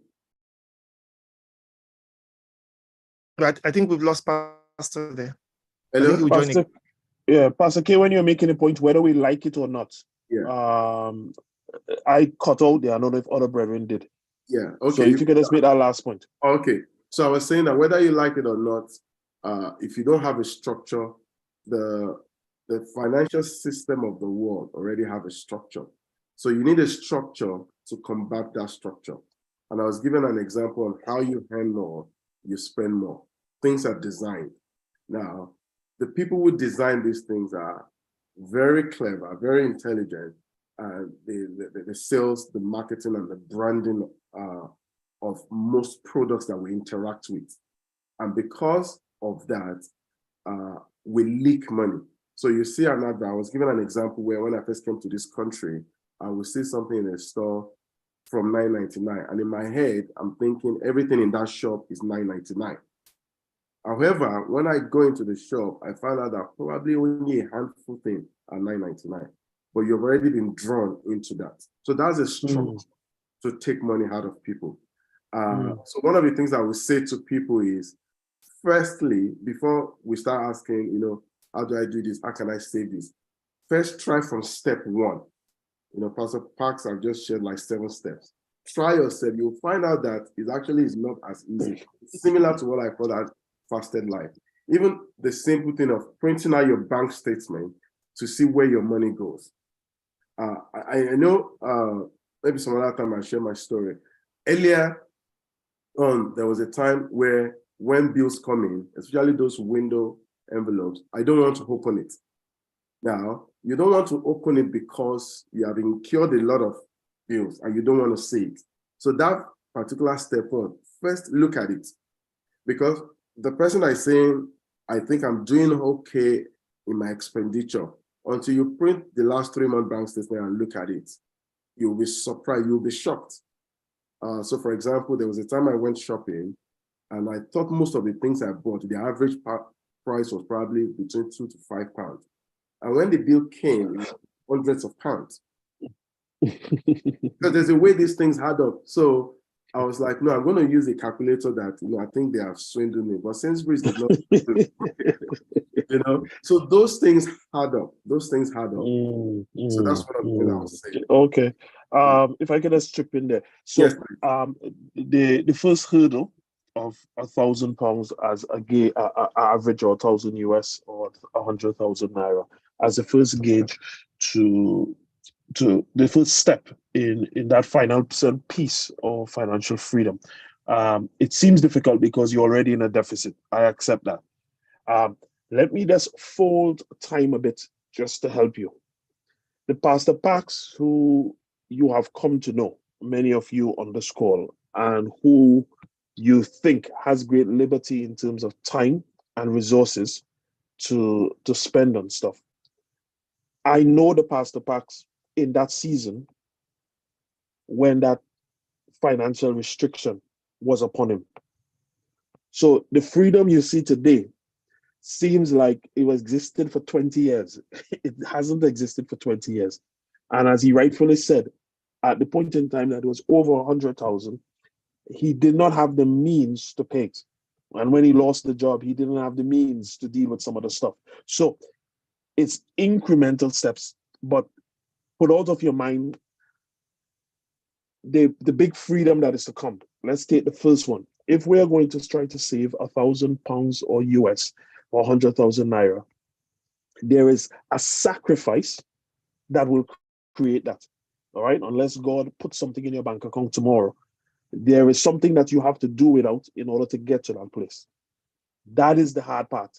That discipline to commit to that next thing. So that is a savings in itself. And to do that, you have to now be drastic. And where you can't do that personally, you need somebody else to help you be that drastic. And answering the last part of that question, but you have a soft heart and you love to give to needs. That soft heart is, you have not said, and I'm led by the Spirit to give to the needs of brethren. And what you think you're giving to needs, it's not needs. It's wants that have come out of control. My debts, if I'm in personal debt, that is not a need for you.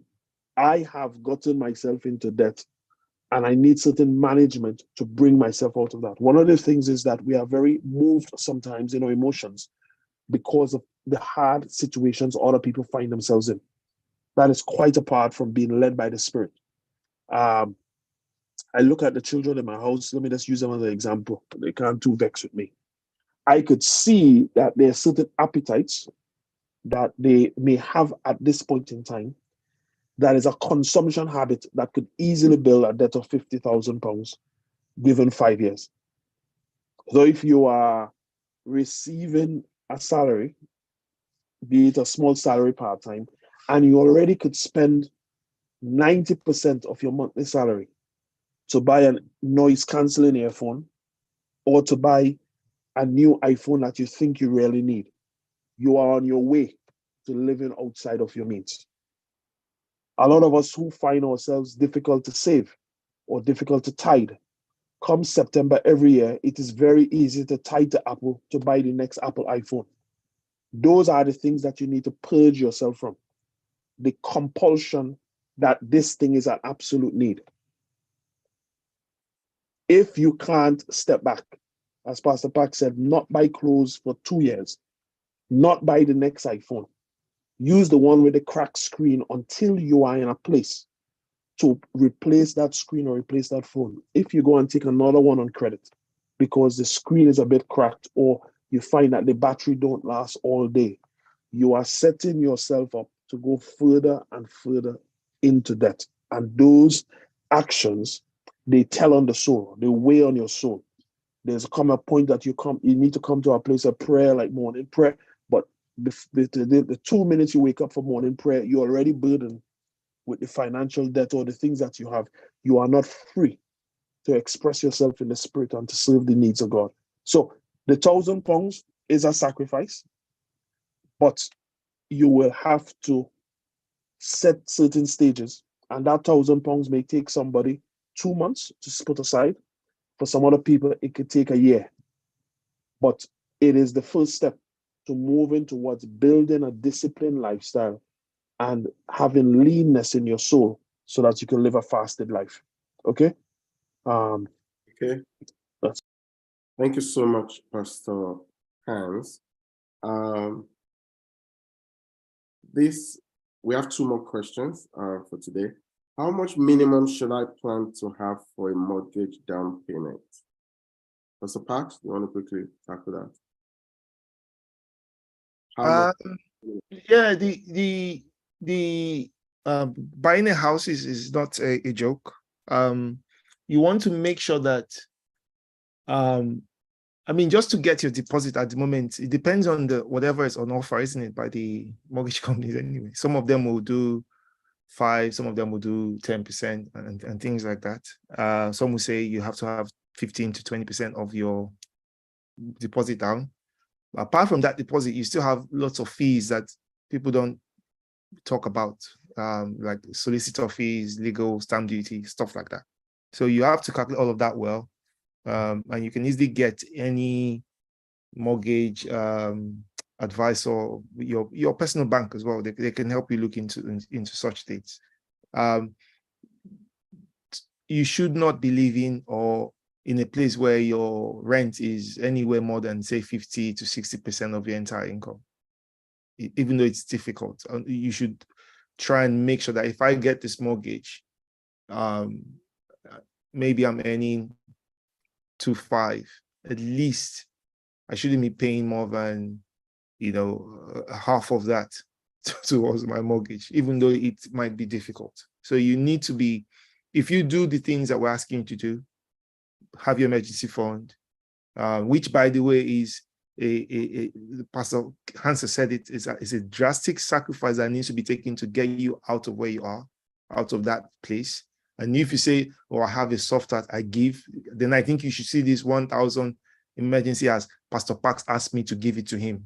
He can use me as, since you have a soft heart to give me that emergency fund, put it aside for me, as it were, as something that you need to have. Pastor Parks, sorry Yes, for interjecting on you. I think you said that by the Spirit, and I mean it in no jest. Pastor Parks said Pastor Zandy could keep it in an envelope. He can't. Some of these things, you may need to place these resources with someone else. I remember the season when I was creating my emergency fund. I placed it in something that took a better part of a week to get the money back. What that meant was I could go to someone and say, "Can I borrow £500, please? My washing machine just broke or car just broke and I need to fix it. And it will take me 5 days to get the money out of the facility that I need." So the person knew that I had the money and I could get it out, but it's just, I put it into certain locked mechanisms so that I don't impulse spend that. However, some people may need to say, "Pastor Parks, can you hold this money for me? Because you have already proven yourself as a trusted steward. When I need it, I will come and ask for it." Now, humility allows you, if you could do it with a bank, is because you trust that their vaults are locked and that you trust that they have regulations that will give it back to you. Sometimes you could place it at the feet of people you trust. Please, I'm not asking anybody to come to me. I'm not trying to hold your money for you, but place it at the feet of people that you trust. And when you go in with your excuse to say why you need it, you know that you have to think twice. So you have a right perception of an emergency. And the person that you trust could probably challenge you, ask you a question, so that it just helps you not have impulse.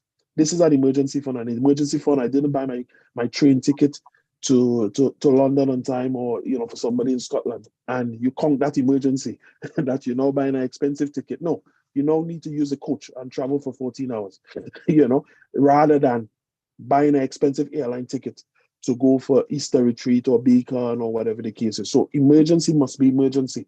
It mustn't be because you have neglected to be proactive in your planning, and you then spend that casually because of desperation. Sorry, Pastor Pat.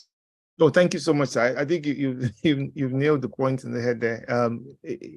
We need to take these steps as something that I need to do this to move to the next level. So there's steps one, take that, make sure that emergency fund is stacked away from reach. If you say you're soft-hearted at giving, like I could be the person you're talking about. I still put that money aside. And like Pastor Hans said, if I need it, I need some time before it will get to me.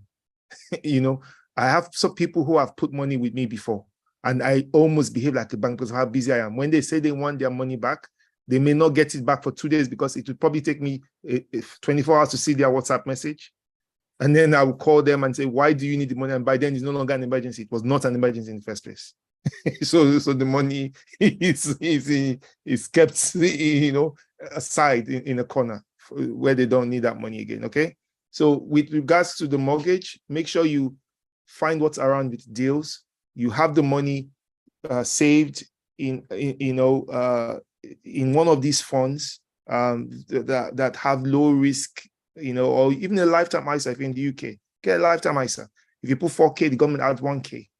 If you put 100, government adds 10 pounds, and tell your lifetime ISA, I want to invest in S&P 500 funds, and then they will help you with, because you can self-manage, and you can use any of those apps that I mentioned, and they will help you to give you. And I'll send, like I said, I'll send the sheets, the presentation round, so that you can get on your way with some of this building work. One of the reasons why property is good, like I mentioned last week, I bought my house how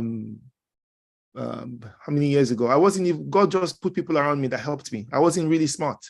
I had a friend, Pastor K, we know him. I think he came to me. He said, Pax, how much do you earn? I told him. And you're single? He said, yeah. He said, then you need to buy a house. I was like, what do I do? Don't worry. And he just brought documents, sign here. Finally, I had a flat.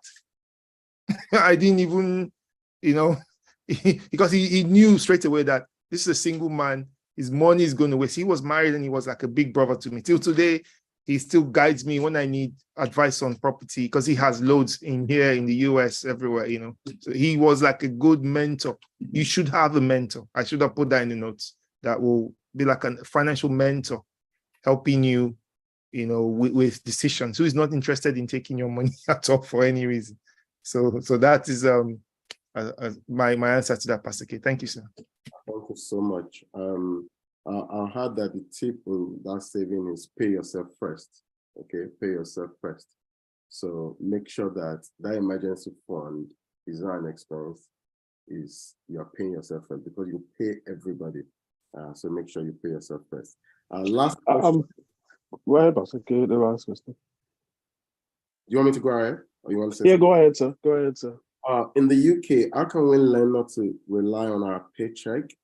Is it better to have investments or have a second job? In the UK, let me just chip in there and I'll go to that point. One of the interesting things is that I find is a lot of the things people have coveted or admired that I have, be it from clothing to assets, have been things that have been bought on charity.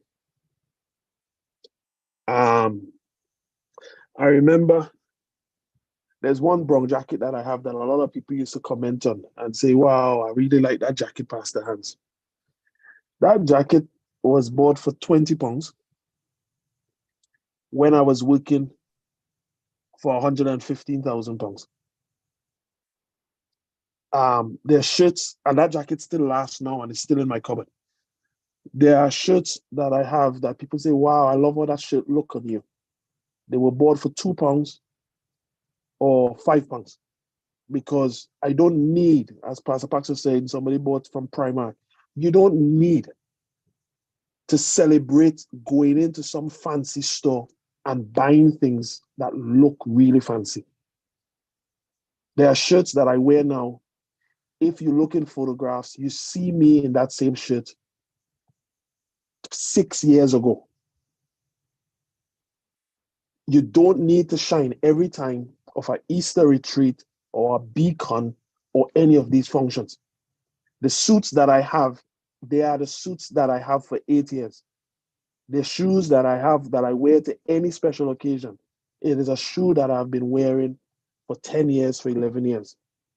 Have I gotten others? Yes. But if you don't train your soul to be lean.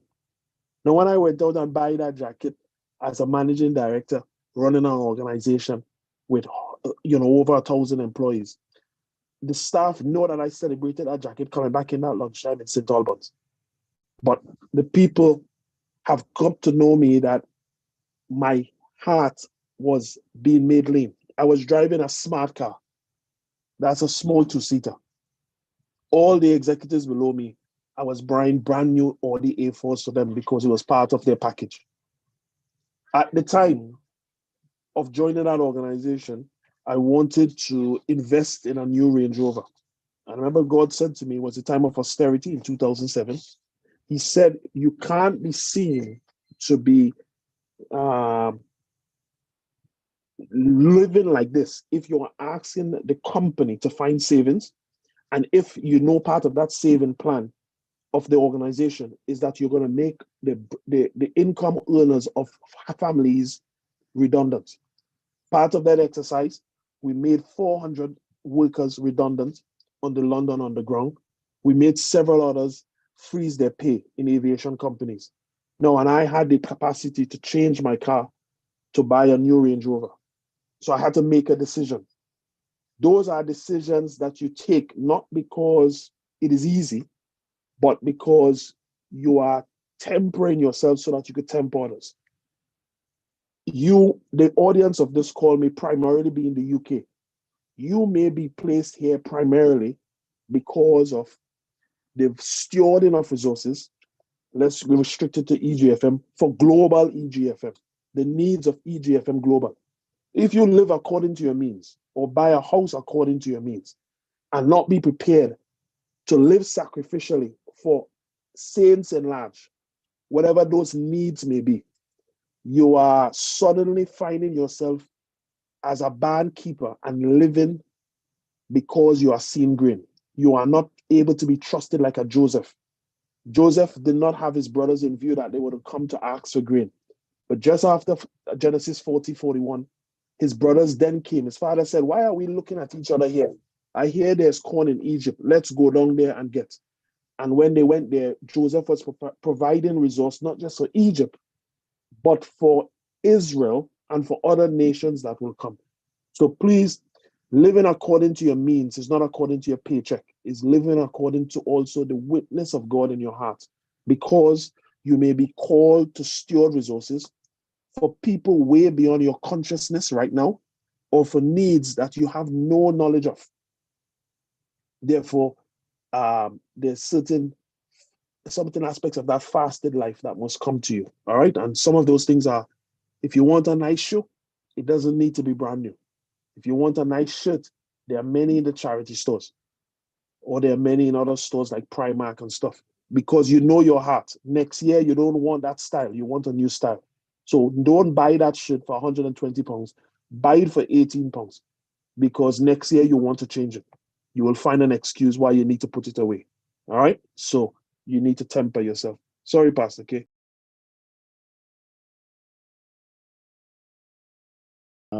So we've come to the end of all the questions we can take today.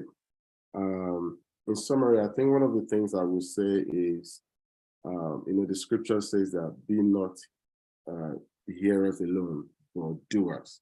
I want you to identify which action you're going to take today, a specific action, and talk to somebody about that action. Yeah, it may be one of the pastors, it may not be one of the pastors, maybe, the head of your HOD, your HOD, your department, or a brother or a sister. Have an accountability partner to choose out of all of the things that we've discussed today, what you're going to do, what is going to be different before we have the next class, what you're going to do. One of the things that people have said about, for example, taking step one, that budgeting. Budgeting is actually a very scary thing for people doing a financial makeover.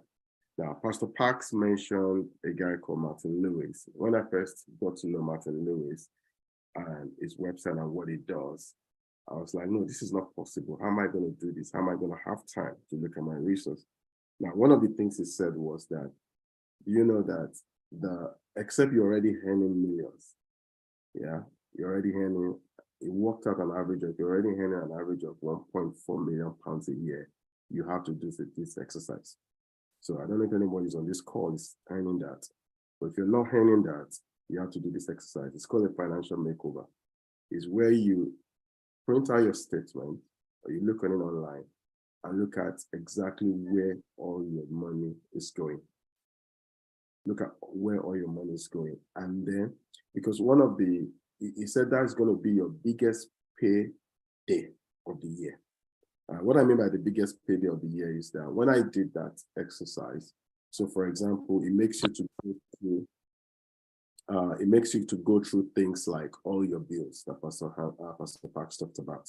So you will go through your food shopping, your council tax. So for example, some people are in the wrong council tax band, depending on your house. So you can reduce your refund. You go through your home and phone broadband. Pastor Parks talked about that. You look at your childcare costs. There are some vouchers that are available that you can take advantage of. You look at your your heating, electricity, and gas cost in switching. Now, he said even if you have to take a day off, yeah, he said even you have to take a day off, because when he did it professionally for somebody live on TV, a small family, they saved £5,000 a year in the expenses. When you did the exercise Pastor Parks talked about, they saved £5,000. He said doing it on your own, at least you will save 2,500. In the sense that all of those bills, insurances, we were talking before the beginning of this call. I met a family somewhere where I went to rent a car, and they were talking about the insurance, and they had not changed their insurance provider in like maybe 20 plus years. Now, what we don't know about things like insurance is that there is no reward for loyalty for staying with the same insurance company. So all of those things. So sitting down, even if you have to take a day off to do it, what you will save that day in your expense will be more than what you will have earned that day, which is why you worked out that you will save 2,005 averagely a year in your expenses. Now, that's something directly that can go into your emergency saving. That's that can immediately go to emergency saving. So Pastor Parks saving almost £80 on his broadband and TV cost. That's £80 straight into your savings. So please do commit. Let's not be hearers alone. Let's be doers of what we are hearing, because a lot of these things sound like a very, very good idea. But I can tell you, I've been in that show before where you just hear that sometimes you almost have to be in a tight corner for you to now dig yourself out. A lot of us, we have to be in a tight corner to rescue back ourselves. But please, let's learn from wisdom. The Bible says wisdom is profitable to guys. And learning from wisdom is finding one thing. It's not everything that we have said today that we apply to everybody. We are all at different places. So even though Pastor Parks is mentioning those big figures, don't worry. If it's £5 that you can save today, when you commit to that, please do that. And that's going to be the beginning to being good stewards. Pastor Parks, do you have a last word for us before we go? I just want to encourage us to start where we're at. I think that is the most important thing. We need to start where we're at.